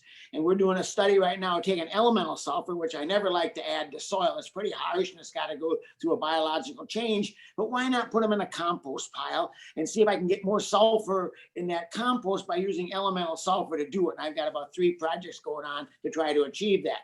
So yeah, at some point in time, getting a little available soluble calcium is a challenge. But like I said, again, your soil has a certain ability to dish those out. And then what you add can be above and beyond that. So you got soil correction and crop fertilizer. Gypsum can help correct these high magnesium soils, but it's also more of a crop fertilizer. Great. Couple questions around P1 and P2 as the phosphorus measures. One, the difference between P1 and P2, and second, when we were looking at your soil test results, there appeared to be an increasing spread between P1 and P2 as the years went by. Yes, and that is, I brought P1, those are braid tests, and they're from like an A&L lab or Midwest labs, used to be an A&L lab. So they're similar kind of numbers, and they're a braid. You can use a malic 3 and get a stronger extraction, but these, again, I'm not trying to get a perfect test. I like those numbers to be high. Now, ideally, if the P1 is half of P2, that means you got fairly good biological activity. I showed you soil tests where they were equal. Now, the P1 and P2 are fairly equal. That's a pretty active soil. So in other words, a huge percent of that reserve is in plant available form. Now, that may be due to mycorrhizae, that may be due to other things. And of course, as long as we're talking phosphorus, a lot of people they sometimes are critical of my high numbers, but I want to get a lot of phosphorus into a plant. You got to realize that phosphorus, magnesium, calcium and boron are really good indicators in plants. So if I get my phosphorus levels in my plant really high, I'll have a healthy, high producing crop. You got to monitor phosphorus. So I was at a conference last year at the university here in Wisconsin, and someone came up and said, "Oh, that's ridiculous. You're doing tillage, you're going to destroy your mycorrhizae, and then you got all that phosphorus that's going to run into a stream." And I said, whoa, stop. How is it going to get to the stream without erosion? And I said, if you're saying my tillage is destroying mycorrhizae, and I show you a tissue test or a feed test where I've got double the level of phosphorus, then something's happening, isn't it? And so if mycorrhizae's function is to get extra phosphorus in the plant, and I've got double my levels, I'm not too concerned about any damage I'm doing to mycorrhizae, because obviously what I got is a functioning soil. So the braid tests and the tests are just an indicator of it. So now if I got let's say I'm out west right now, maybe out Western Canada or Western United States, and I'm in this low rainfall area, 50, 60 CEC soils, real heavy soils, and P1 might be 5 and as available, weak acid, and the strong acid might be 100. So in other words, it's indicating I got a pretty good base, but a pretty small amount available. Now you got to realize, and I said something in the beginning, and maybe I go fast and it got missed, so I'll repeat it again. If your soil test has a high pH, the numbers are kind of phony on that test. And so in other words, if the pH is 8.5 and P1 is 5 and P2 is 100, that test is probably a mild acid, is probably not extracting phosphorus. You've got to go further. That's not good enough. You're going to need to measure that plant. Now, having said that, I've also seen those soils have really poor phosphorus uptake. They're hard, they're tight. They don't, probably mycorrhizae doesn't do well at that high pH. So I would then put my biological and some things right down that row to really help get the stimulating the biology to be able to get more of that phosphorus available. So now I'm going to try to figure out plant crops like buckwheat. They got real acidic roots that can bring that phosphorus out of the soil, because I've got a reserve there, is where I would look if I had that kind of a situation. So right. That's kind of how it looks. Yes. So to summarize then, P1 is a weak acid extraction that is intended to indicate what's immediately available to the plant. P2 is a stronger acid extraction, which is a more accurate indication of what might be available over the course of the entire season, or in a very biologically active soil where you've got strong nutrient cycling going on. Yep, and that's absolutely great. And that's why when you got these high pHs, that's not really showing you the true numbers. And when you got a low pH, you might get a really high P1 because of the acidity, but that might be tied up in your soil and your plant might not be able to get it. So you got to be really careful if your numbers, that P1 and P2 works fairly well from a 6.8 to a 7.2 pH. That's when it works the best. David has a related question here. How do you answer government complaints regarding phosphorus being too high? I think we see that, often around the Great Lakes in terms of, algae blooms, that sort of thing. And I get in those discussions all the time. Now, we have those kind of things here. Now, what's allowed in agriculture in this part of the country, I can put on a rock phosphate that's fairly low in soluble phosphorus. I can build my phosphorus levels up without putting on commercial phosphorus. Commercial phosphorus is not available as an organic farmer. You can take your rock phosphates out of Northern Ontario and you can build your phosphorus levels. They got to go through a biological change.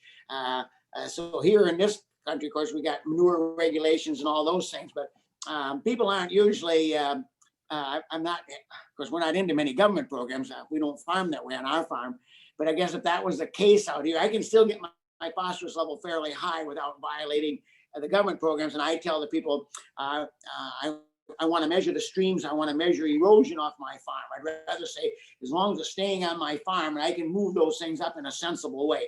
I never want to use soluble phosphorus to correct the soil, only the slow release kind of stuff to build those numbers up. Okay. Switching gears here a little bit, another early question that came in, you mentioned that rye gave 100 pounds of nitrogen in the tops, 29 soluble. And the question is, how did you analyze the soluble nitrogen? Well, I guess I'm chuckling because testing is testing, we're dairy nutrition people. So I sent it to a feed test lab, even though I was measuring roots. I sent it there and they emailed me back and said, you sure you want us to test this thing? It looks like roots from the soil. And I said, no, just run the test. I'm trying to get, so the feed test gives us a degree of solubility and how accurate that is. And I suppose it's measured a little bit on digestibility. That's where I got the digestible numbers. That's just a regular feed test is what that showed. What we'd send in a feed test. Normally a feed test is trying to measure totally what's in a feed, whether that be minerals and some of these things, whereas a soil test is just extracting parts of it. So yeah, that was from a feed test, and that's where the solubility came in. But common sense, the old mature rye, the old mature plant had lower numbers than the young succulent green plant who had higher numbers, which you'd expect. Another question here that's been upvoted, any other deep-rooted crops on your radar?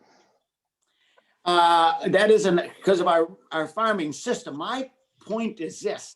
I think even guys that are growing tiller radish, and we do go in there in August, when the rye is harvested, if we're not satisfied with the stand, or we had some problems with some rye lodging, we go in there and we no-till in more cover crop mixes. We had some lakes in our fields this year, and after nothing really grew, so we ripped them with the big ripper and we planted tiller radish in there. Now that ground is hard and tight, even though that radish is supposed to have a deep root. Most of the plant was pushed up above ground, not in the ground. So I'm always right back to a lot of plants. Even a rye plant is known to grow a 2-foot deep root system if the soils allow it. And that's why I'm running my deep rippers, and we're going probably 15, 18 inches deep. I'm trying to deepen my aerobic zone. And I think that's one of the real secrets to this thing. So then I got to fill the soil with roots. That's my objective. So they got to be, I got in the beginning, I got to intervene with some kind of tillage to have that happen. So they're loose enough so the roots can, once the roots fill it, and I don't dig it up anymore, I've got that massive root in there. So will alfalfa, that's why I think we include some of that alfalfa. I've seen 2-foot deep alfalfa roots at just 1-year-old plants. So we're getting deeper, I think. I think it's working better, but that is a problem. It takes a long time to fix these soils. It's not an overnight job. Right. Now, kind of on related there, do you have any problems in a dry spring with that rye clover cover crop pulling out too much moisture? Now, we have not seen that. And my whole thing is this. I'm involved with some farms in Western United States where, 10 inches of rainfall, and they're just panic when you talk about growing cover crops. But I've also got several farms that have been doing this. I've seen some in Australia. So we would watch it fairly closely. Now, you got to realize the only thing that's coming back green in the spring is the clover and the alfalfa. I got that huge blanket on top of the ground of all the dead rye roots and the weeds that might have grown after we harvested the rye, and all the rye is gone and dead. And it's amazing. There's no volunteer rye comes up through that solid you saw me tilling down. That's pure solid clover alfalfa. If I saw a drier spell or looked a little dry, we might go in there just a little earlier to take it down. But I don't have, that's only 8 inches to a foot tall. And I think I'll save more moisture by having a blanket on top of the ground. And then that shallow tillage is almost stops that capillary action from losing moisture, that I'm not too concerned about it, actually. Good stuff. Question here, and actually it reminds me, we have some polls. You had some questions for the attendees here. So I'm gonna launch some polls here that everybody can answer as we're going along. The next question is, do you think a farm can be biological or regenerative without livestock? And I absolutely do, because we all got our soil livestock. Now, we do bring manure onto our farm, but in reality, that's absolutely right. The livestock, what do the livestock really do? I think they add some biology because their saliva and their manure and their urines, but we can do that in another way. Like I'm really keen on some of these fertilizers come out of an anaerobic digester. And everybody's, oh, you got to have aerobic and not anaerobic. There's all kinds of things, but no. There's a lot of really successful farms that don't have any livestock or any livestock manure. I don't think that's essential, but you better make sure you're feeding your soil livestock in a proper balanced diet between mature plants and young plants, and you got to have much more intensive management on that. Good stuff. Do you have any involvement with volcanic ash? Any thoughts on that as a soil amendment? I have not had a lot, and over the years I've tried different products, and I brought in loads of humates, and we're trying some more stuff again this year. But the volcanic ash, and I just like this, those strongly basalt rocks and all those kind of things, and paramagnetic rocks. I tried some things, but I just it's hard to measure. I would actually put on up to 10 tons of a paramagnetic rock on a field one time just to see if I could see something, and I don't. So I'm sure there's some benefits of that volcanic ash, but I don't know what and where and how and where they fit. I kind of work with what we got within our community. Good stuff. How about Verma Compost? I think it's an excellent idea. Now, I tell people that that farm I showed you out in Colorado, and had those windrows of compost, that's vermicompost compost. And the earthworms give off compost. In fact, in Australia, there's a foliar that they put on their wheat, and they've had pretty good results. It's called REM, and they put a quart to the acre, and it's earthworm juice. And I said, would you rather buy a quart to the acre at $20 a quart, or would you rather have 25 worms in a cubic foot? Where do you want to go? And so I'm saying, I love the earthworms and the earthworm juice and all they do, but I'd rather have them working away in my soil. Having said that, everybody probably doesn't have earthworms, and every part of the world doesn't have them. Sandy soils, they don't do well. And it's a really interesting story. When we had our dairy herd, 300 cows and 600 acres, we baled all the corn stalks up. We put all the straw up for bedding. We made 5 cuttings of hay. We ran a real tight rotation, and we didn't have very many earthworms. Now, because we never fed them. And see, old Dr. Kerry Reams, if you guys know who that is, years ago, I said, if you get a farm that's highly biologically active with bacteria, you will not have very many earthworms.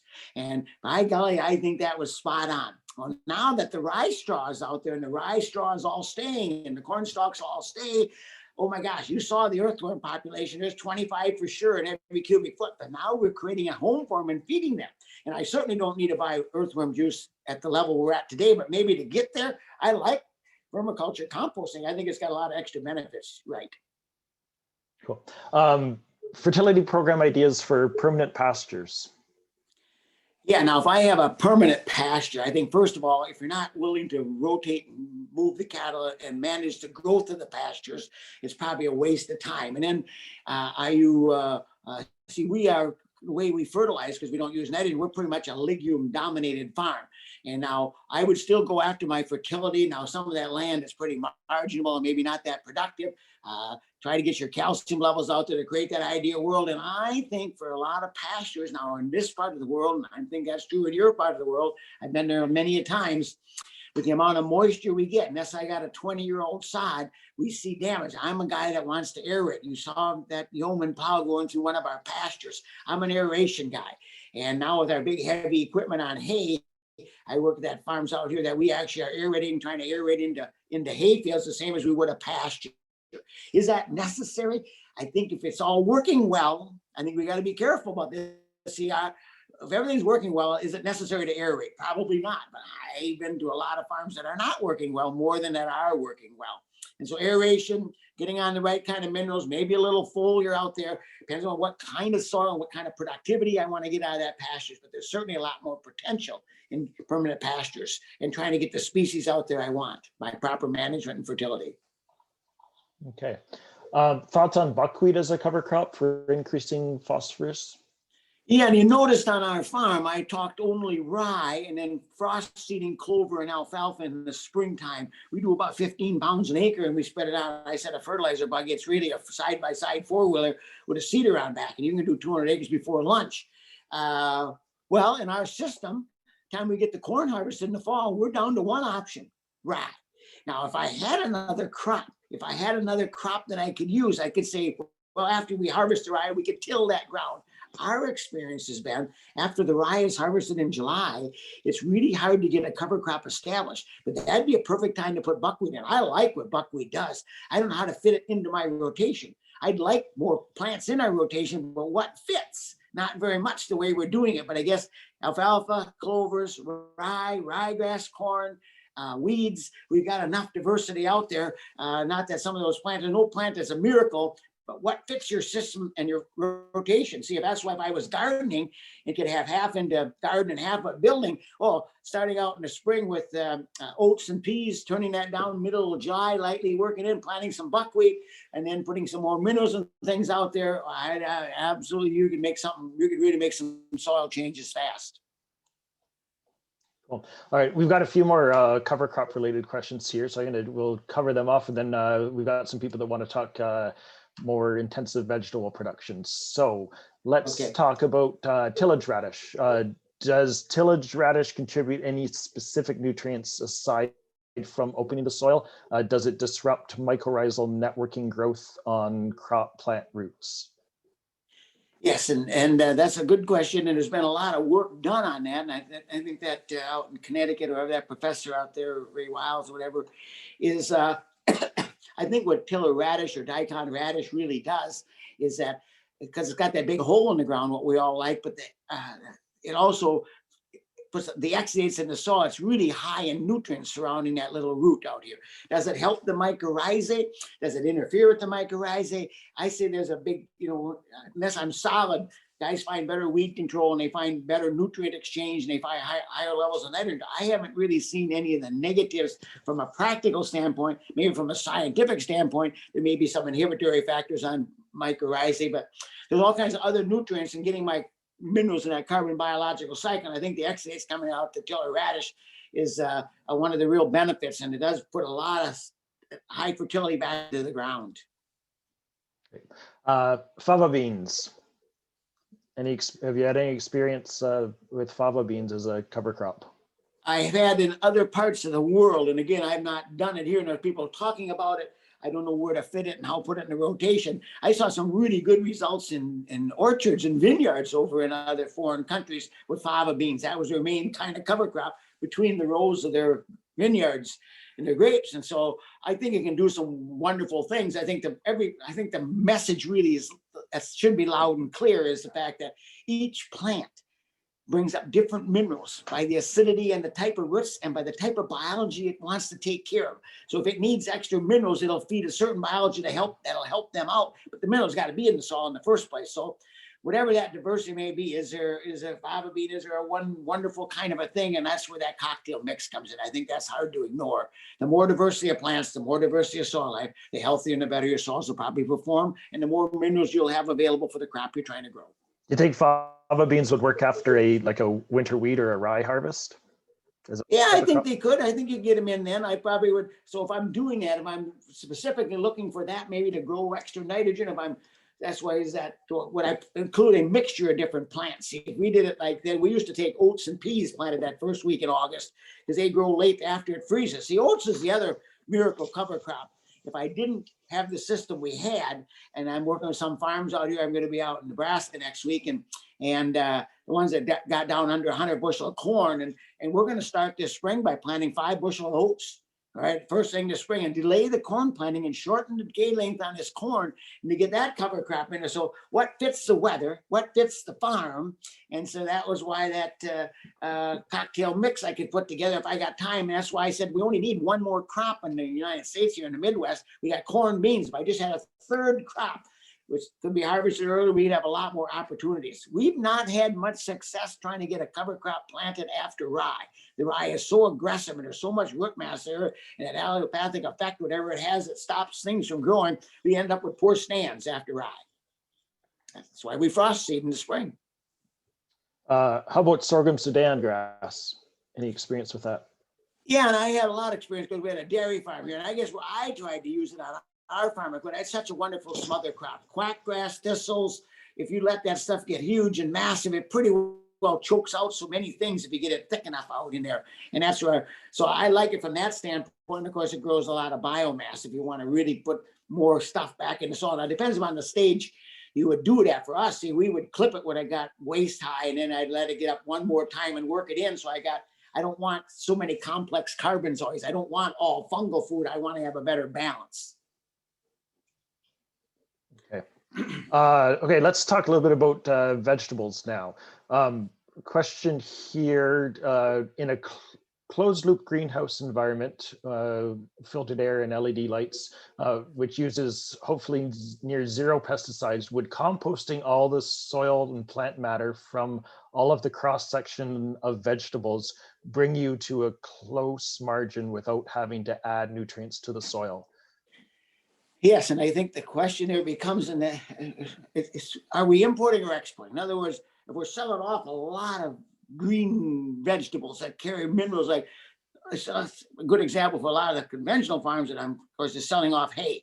Now, if we're only selling off beans or the seeds or some of those things, but if we're removing stuff from the farm, you're either importing or exporting on that piece of land. And so as a gardener, I can say I can put all my vegetable greens back in there, but I'd kind of look at it from the standpoint, what's walking off my farm? What in terms of tubs or barrels or buckets? And then I would say, well, what nutrients? Now there's some like sulfur and boron and soluble calcium that no matter what I see going on there, there's a benefit to putting those on because they're anions like sulfur and boron, and they're not going to hold in your soil. You can't build those. So there are some things I think we still need to intervene with. And I guess I'd have to look at, I don't know of any vegetable farm that's not hauling things off and doing excessive tillage. And that's why my 1 year vegetables and 1 year soil building. And then, and for all the tillage I do, I might want to mulch that garden if at all possible. I think that would be beneficial. I can mulch it with some good alfalfa hay. Not only I brought organic matter and minerals back, and then I've also don't have to do as much tillage. Another question from a vegetable grower here, asking if you know or where you'd find information on what kind of fungi result from different vegetable plants. For example, as per plant families like brassicas, the type of fungal associations that occur. Yeah, that's a really good question. And I guess maybe because I'm a big picture guy, I know that I think it's such a complex question that it'll take science another 50 years to figure some of those things out. And I think that's why the common sense big picture thing is diversity and each one doing a little something different back to that question, into the soil. And so I don't really have an answer as to which vegetables would affect this more than that. But I think if that soil is do all the things, like I said, we understand the chemistry, the biology, and the physical, do all those things and get that all working as best as possible. And then assume that the biology, because we do see results from doing that, is really working quite well. Somewhat related question here. You had mentioned biofumigant mustard, and this is a question from a garlic grower. She's never used it.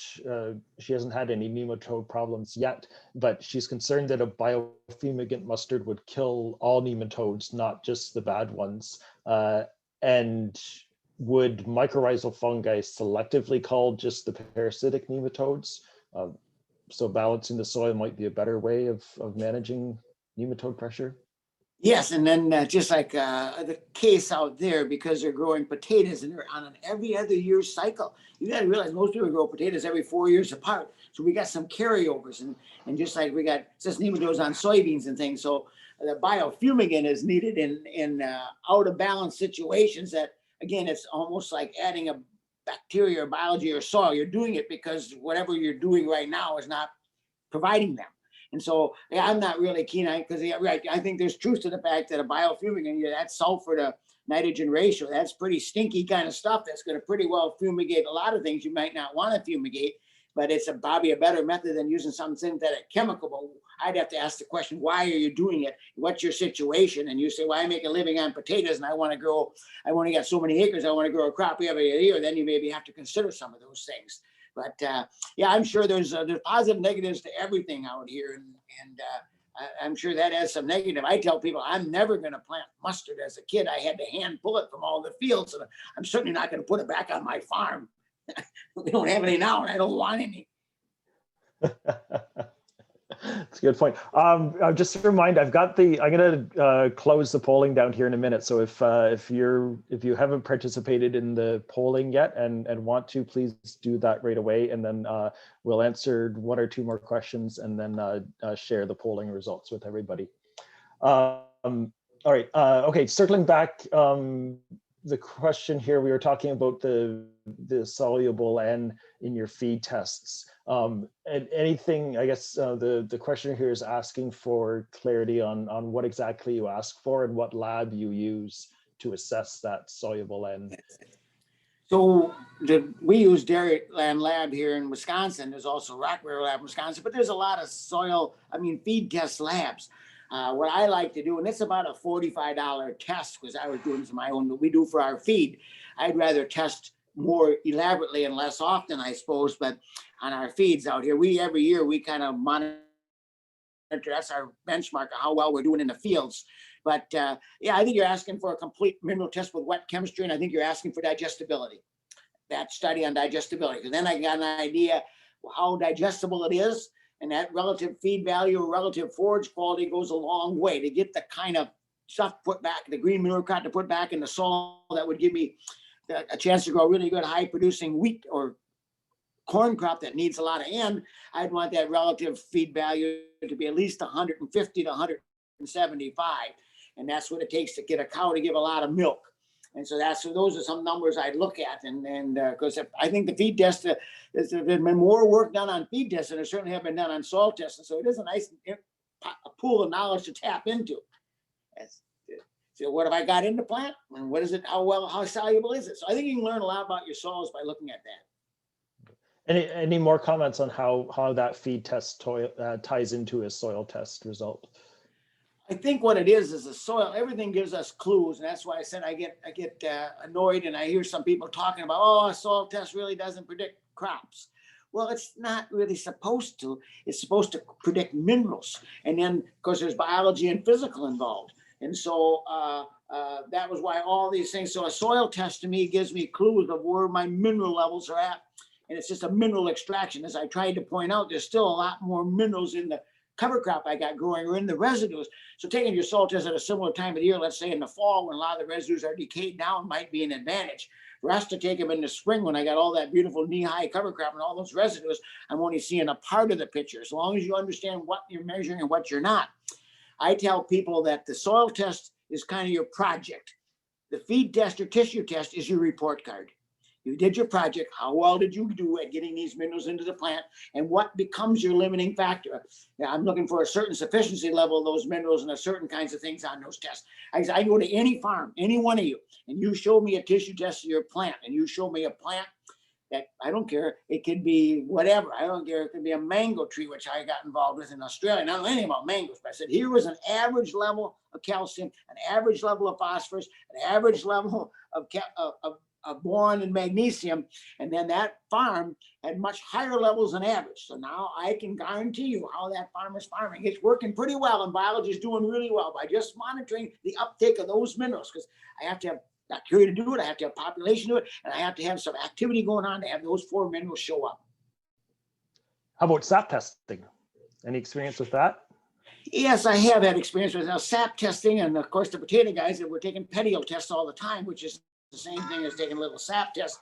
I think a sap test is a good way to monitor what's happening today. My whole thing is this, even a water soluble soil test. I took a field back years ago and measured out a 20 by 10-foot spots all across the field. And I went every week and took a soil test and measured water soluble nutrients.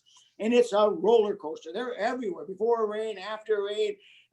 So you can't use them to manage anything with. Now, a sap test I can manage today, and it's hard to manage my future. I can give clues toward the future. But see, if I got a sap test, I'm measuring what's happening going up and down that plant today. And so it can say, all right, now I need to foliar, I need to add this, or I need to change that into my program to give me clues about that. But see, where a soil test is really being an extraction to measure what's happening, these mild acid tests, or what's going to happen over the growing season. So that's a whole different category. Okay. Question here. Are biological inoculants useful or a waste of money? Excluding rhizobium, I'm assuming that's for nitrogen and legumes. I challenge everybody. In fact, I got companies we work with that we have biologicals. We're going to do studies with that blue N this year, that nitrogen bacteria. So most organic farmers, their issues are weeds and nitrogen. And so if that can produce some symbiotic nitrogen living with that plant, we're going to look at that.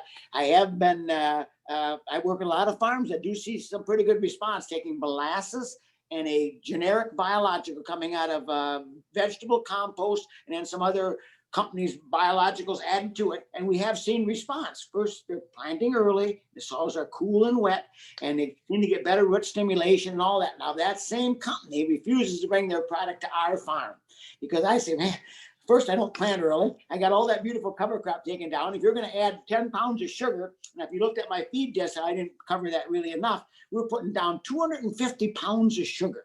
Someone said, oh, can I put on 5 gallons of molasses? Is that too much? I said, my cover crop's putting down 250 pounds of sugar. And you think adding another 20 pounds of molasses will help me? So now where and when and what? If I'm starting out, a biologic's a good idea. If I'm planting early in cold, wet soils, it's probably a good idea. I'm not saying it's not. If everything's working really well though, and I'm not sure, I'm not convinced it's a good idea in our farm. See, we used to put both liquid and dry on our planter. We don't do any of that anymore. Now, I'm not trying to, I sell fertilizer. I'm in the fertilizer business. I'm half retired now, but anyway, so, but that doesn't mean that I would want to spend money on something I don't need. I think you got to earn the right, and we don't, what do we export off our farm? Corn, hardly any minerals in that, and rye. Everything else stays. So we aren't really moving anything off the land. So why would I need to keep adding more back on? And if I got all that cover crop and all things going on, do I really need to add biology? Someone's going to have to prove it to me. That's a good point. You really have to look at what your own context is and what your own limiting factors are then. Yep, starting out, I would sure look at considering the biologicals. I would sure get my thing going and to try to favor one population over another. Somebody else here noticed that the manganese levels actually decreased over time on your fields. Is that the result of the pH going above 7? Is it being immobilized, or do you just need to keep adding it? No, and that was why the point I tried to make, and I didn't maybe clarify that enough. I've been complaining to Midwest Labs for 15 years that manganese does not really represent what's going on, the test on their soil test. You saw my feed. I had 56 parts per million in my forages, which is more than double the state average of manganese going up into a feed. And so if my plant is showing me double levels and my soil test numbers are dropping, what do you think? I think the test is inaccurate. I think it's not really representing what's going on. And so therefore, I don't know what to do about that manganese test. They changed testing methods about 25 years ago. And prior to that time, I think it used to be more accurate. Now, A&L Lab out of Ontario, London, whatever it is, Canada, I think there's some pretty sharp people that work in that lab. And I've used that lab before as a comparison. I think they might have a little better handle on it. And I would certainly question them as to show them a tissue test, show them a feed test, and show them a salt test, and they should correlate. But I'm pretty convinced the lab we're using in the States, that's not happening. Interesting. Okay, let's have a look at the polling questions here quickly before we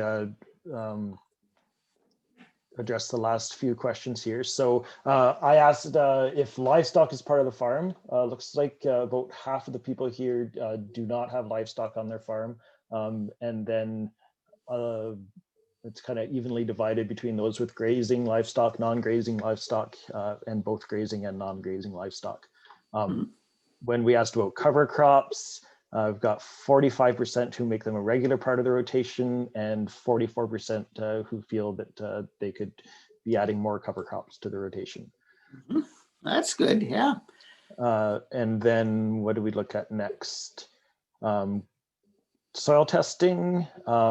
46% of attendees are doing regular complete soil testing, 33 are doing basic soil testing, and 21% of people have not done any soil tests in the last 5 years. And yeah, we don't, we cut way down. We do our sampling about every 5 years because it's required organically. You can't put out, trace minerals are restricted. You can't use them unless you got to demonstrate you need them. Now a feed test would demonstrate that, or a tissue test.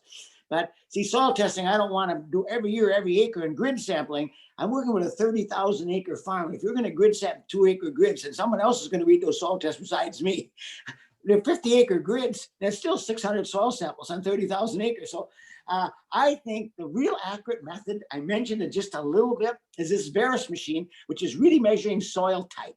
So the old soil type maps in the 1930s, how reliable are they, I tell people.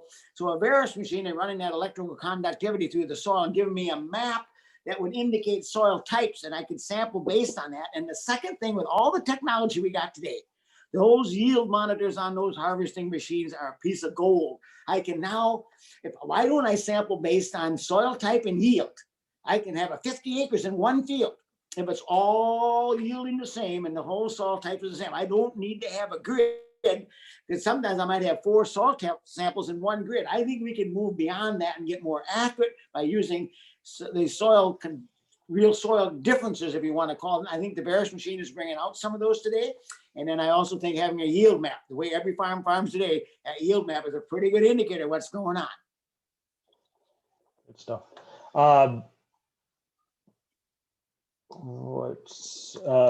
Okay, let's finish up on the poll results here. So the final question was if people applied amendments to balance soil minerals. So we look again, we've got 45% of people who are applying primary and secondary nutrients, and 26% who are including micronutrients in their fertility program, 29% who don't do aren't applying amendments to balance soil minerals at all.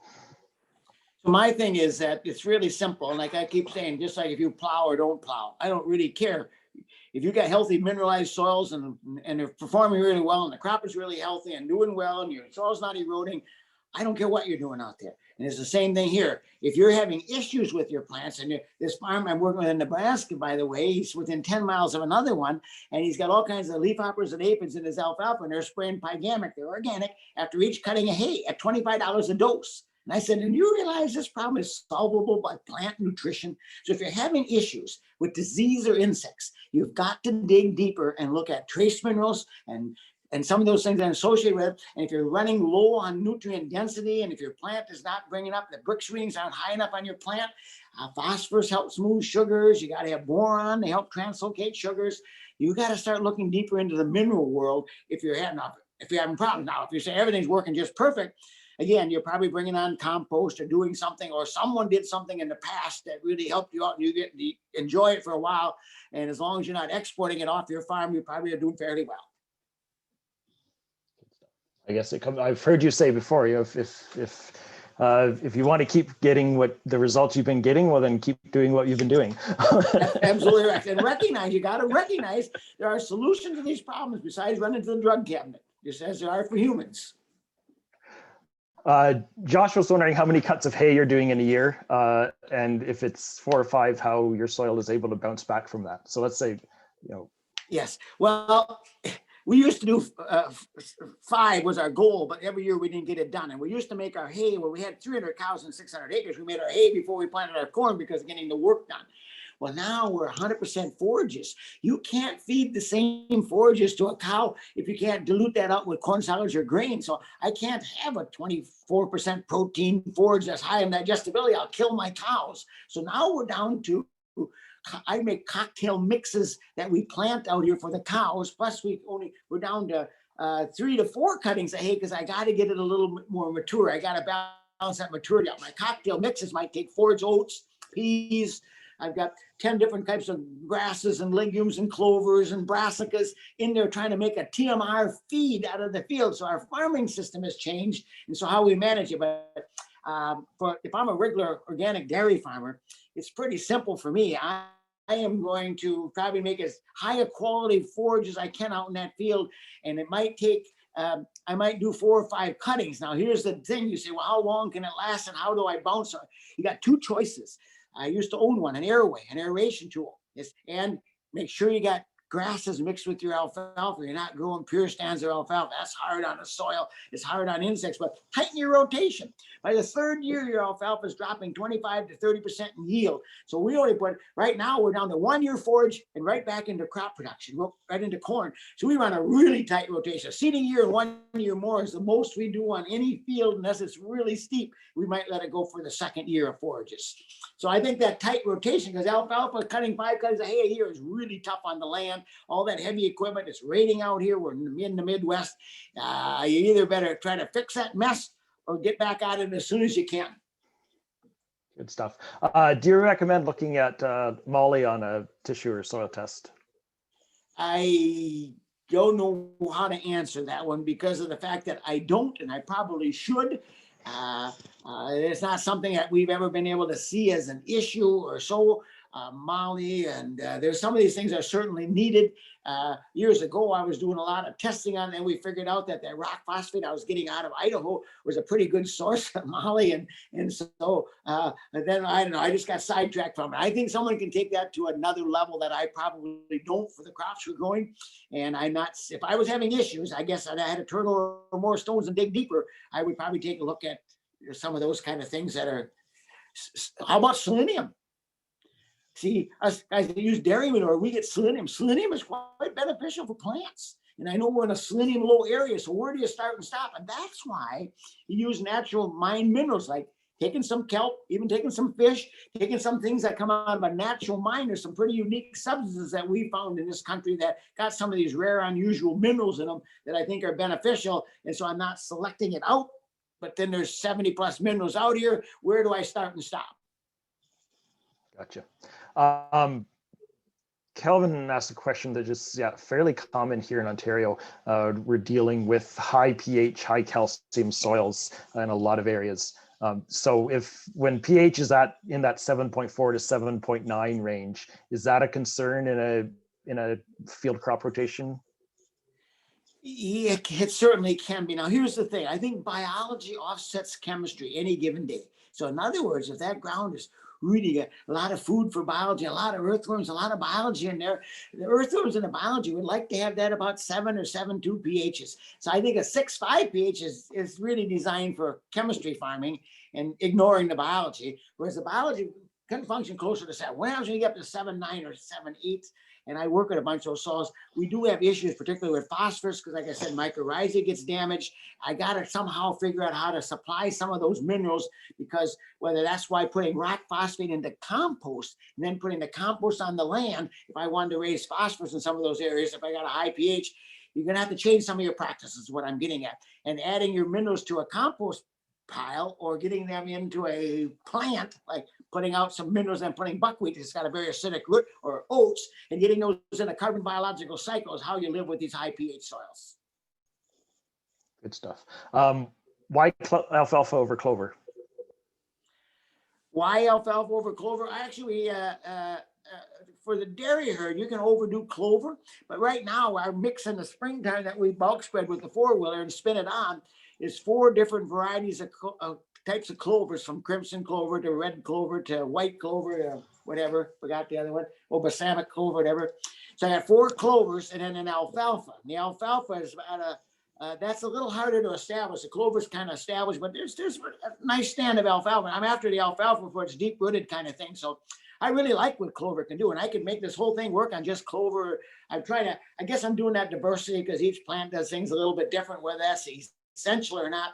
You realize we're putting on 15 pounds of that. We're spending $40 an acre for our cover crop seed in the spring, plus putting on the rye in the fall. Now we save our own rye seed back, but so yeah. So anyway, could I put a brassica or something else in there? And I probably could look at some more things if I thought there was things that they could bring to the table that I'm now having problems with. And we don't seem to be having problems with things, except I'm never short of nitrogen. Our bigger issue is always weeds, of course, because we do a lot with fertility.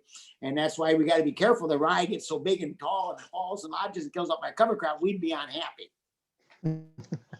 One question here, I missed it earlier. Somebody was, they're farming in a smaller scale urban space. I'm using pitchforks for aeration and wondering how much is sufficient, I guess, and how deep. At what point does aerating with a pitchfork become tilling? Any thoughts on how to assess that situation? So, and I know they got those nice little forks to go through, and I actually do it myself in our gardens. We got these tines that go down. There's like 4 of them that go down in the ground, maybe a foot, and I'm sticking it in and pulling the handle back to kind of doing a little aeration. The purpose of aeration, and that's why the spading plow that was around it, that spading tool, a lot of vegetable farmers were trying to use, as a way of trying to deepen that aerobic zone. I don't mind a rotavator on a garden, but I would never go very deep with it because that blade can really, don't ever take that thing on bare ground, I tell people. So then the fork thing would be, my ideal thing would still be getting, that's why 1 year soil building and 1 year gardening, if I had enough space. If I didn't, I could go between the rows and trying to grow things and trying to get roots down in the soil is the secret to not having to continue to keep doing that and make sure that if the water's soaking in well and the structure is improving, and the root systems are going down into that ground fairly deep, then obviously my need to do that is not there. But we don't always get to see that. Right. Yeah. Ruth comments here that the best assessment of what is sufficient is by digging a hole and checking how it feels and smells. And I think Ruth also asked a great question here that can kind of help us wrap up, although I still see questions popping in here. But as an advocate for biological farming and adding diversity, do you have any comments or concerns about adding more diversity into the landscape at a larger level in terms of windbreaks, shelter belts, or land restoration of lower productive areas? Well, that brings up another really good question. I bought a farm a few years ago right here in southwestern Wisconsin. It's right across the road from Francoid Wright Taliesin, which we also farm. But I'm setting it up as a permaculture thing. We're doing elderberries and blueberries, and I'm trying to take a look at what's the best use for every square inch of land. Cattle grazing on some, row crops and garden stuff on others. And so then the hazelnuts, chestnuts, we're trying to look at ways to say, I think this permaculture thing makes an awful lot of sense to me, but to me means, it doesn't mean that I want to put permanent trees in there. It means, how do I best utilize every square inch of that farm? And the farm that I bought's got from wetlands to rocks on top of a hill. And so I think that's really wise to say, what fits this best? How do I get the best utilization of that? How do I protect this land for future generations? Now at my age, because I'm over 3/4 of a century old, to go out and plant a chestnut tree that takes 10 years before it even produces anything, it's got to be for the next generation. It can't be for me anymore. So, I think those kind of things, I think that's the future. And a lot of people that can get out here and buy their prime little piece of land, maybe it doesn't work on a large scale agriculture. That's going to be something else. But I think there's a lot of land that's being farmed that people are losing money on that. Why don't we take that to help build and do other things, habitats and other things with that pieces of land? Well, there's a lot of opportunities out here in agriculture. Anybody that's young that's listening in, boy, oh boy, if I'd have known all the stuff I have known today, that I'd have known when I was 30 years old, I'd have been dangerous. Quick question here on how late you plant rye in the fall. Well, a year ago, that picture I showed you, we were turning out, it was so wet out here. We planted in December and we couldn't get it to drill. It was so wet, we couldn't use the drill. We took the fertilizer buggy and we bulk spread 3 bushels of the acre. Now, we actually did fairly well with that. It was in December. Well, a couple of years ago, having fun, I planted the 1st and 2nd of January, only to be the first one to plant that year. That was my objective. And in the spring, lo and behold, I've got rye. So we ideally would like to get our corn harvested in October and the first week or 2 in November. We might put a little poultry manure on it. We lightly work it. We'd love to get it drilled in earlier, even in October if we could, but I'm not opposed to going really late now. We didn't maybe have the best, well, it was 30 bushel rye. It's wasn't the greatest. We don't make any money on rye anyway. Unless I can find a better market than what I have. Good stuff. Aaron asks if people would like more information, talk to you more, have more questions, what's the best way to get in touch with you? Would you mind sharing email? Yeah, I don't know if you've got that information on email is probably the best way. And if you want to visit with me, I'm certainly wide open to do that. And if that last book, my 500-page book, I don't know if I can say it any better or any more in there. But yeah, you're certainly always welcome to question me. Now, I'll give you my email unless you got it there. It's Gary F. Zimmer at iCloud.com. And I get a lot of emails and things. I won't necessarily get back to you within an hour, but I do respond. I just entered that in the chat there for anybody that wants to cut and paste it. And yeah, actually, I think you brought up a great point about your books, which are available through Acres USA. Advancing Biological Agriculture is one of the most well-thumbed books on my bookshelf. So yes. Yeah, that book came out, my daughter Leilani, and helped me write that one. That's Advancing Biological Farming. Really should be called Practical Biological Farming. Advancing wasn't the right term for it. But the Biological Farming book that came out in 2000, we redid it a couple of years ago, and I've got a lot of experience since 2000 to a couple of years ago, and so I don't think I'm ever going to write another book. That's it. I'm done with that, but I don't know what else I can say. So if you're just starting out and a lot of this stuff, and you don't want to get into the science and chemistry, why Advancing Biological Farming is a nice, easy kind of read, and it's kind of down common sense kind of farming. Good stuff. Ruth asks, what would you do differently when you started out with what you know now? Well, I think what we already are pushing, when I'm starting out was, I spent way too much effort trying to get a perfect looking soil test. And shoving for those numbers, and I got I didn't understand the biology well enough. I think what it is really, the reason I love organic farming is now we're in a position, everybody can't do this, but we take on new land, and we just transitioned 300 acres a couple of years ago, and we're transitioning about another 100 now. During those 2 years, we might spend $500 an acre on minerals, and we might do all this cocktail cover crops.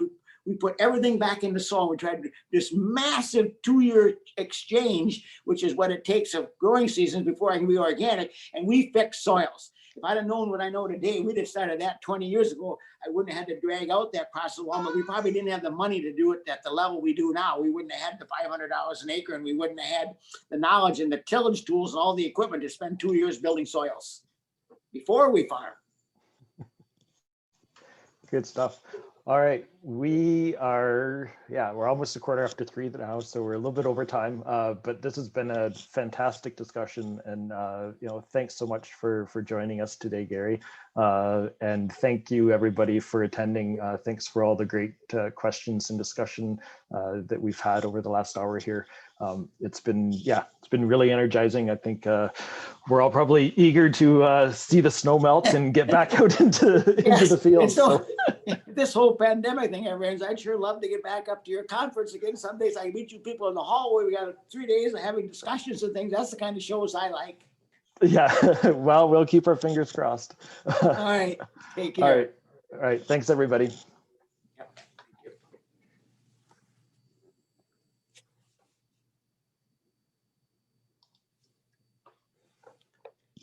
Oh, I should mention too, there will be a survey pop up when you log off. So please take a few moments to answer that survey and let us know what you think. Give us some ideas for future events. So, all right. Thanks again, everybody. Thank you.